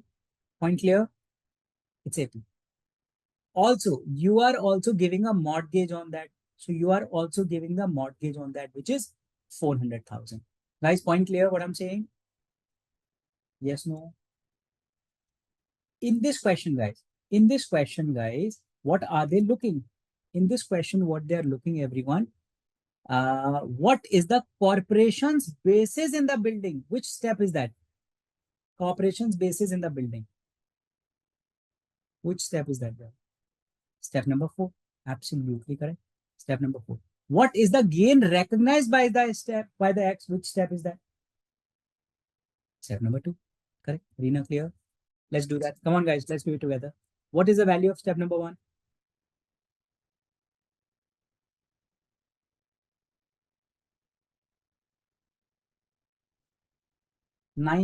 900,000, right? This minus this. Guys, clear? Hemlata, clear? Ashraf?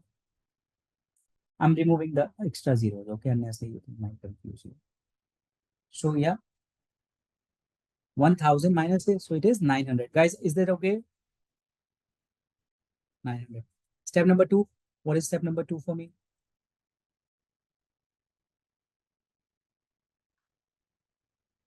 4,000, Dina? Step number 2, 4,000? No, no, what are you saying? See, realized gain is how much? 900. Or boot received is how much? 0. Excess liability, how much? 300. So whichever is lower is 300. Is that okay, people? So what is the recognized gain? What should be the recognized gain?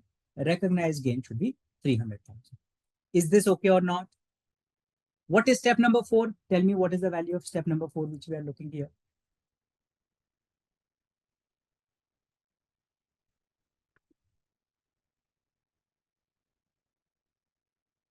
Which is net book value 100,000 plus recognized gain. How much is the recognized gain? 300,000 equals to 400, or the liability assume 400, whichever is higher. Higher is 400. So this should be 400. This should be 300,000. Guys, clear? Everyone? Lina clear? Himlata clear? Ruchi, Shalini, Ashraf? See that on the board. Read the solution, please. Approach for the backer might be a little tricky and unnecessarily complicated. But if you apply, stick to the steps, there's no question you can't do it. Read that quickly.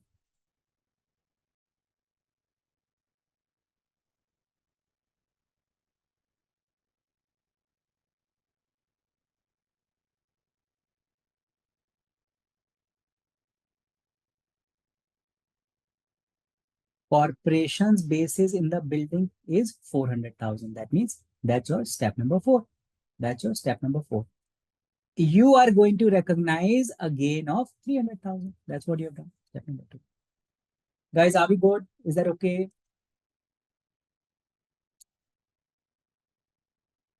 Clear? Rina, clear? Hmm.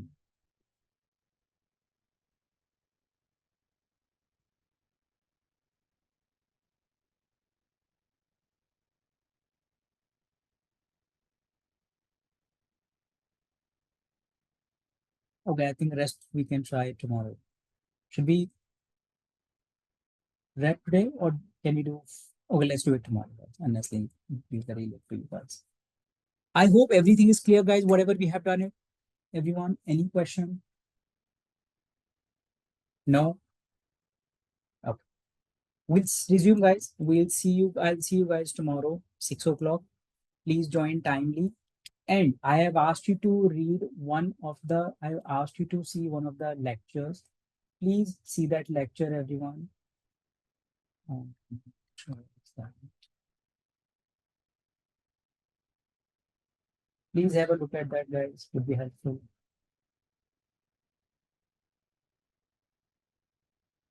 Which lecture was that?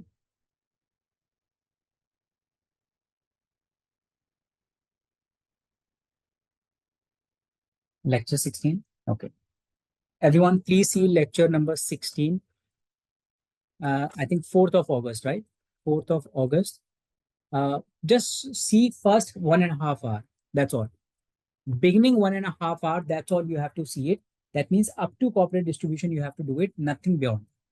Okay. Hardly if you see at 1.5x also, at 2x also, you will understand better.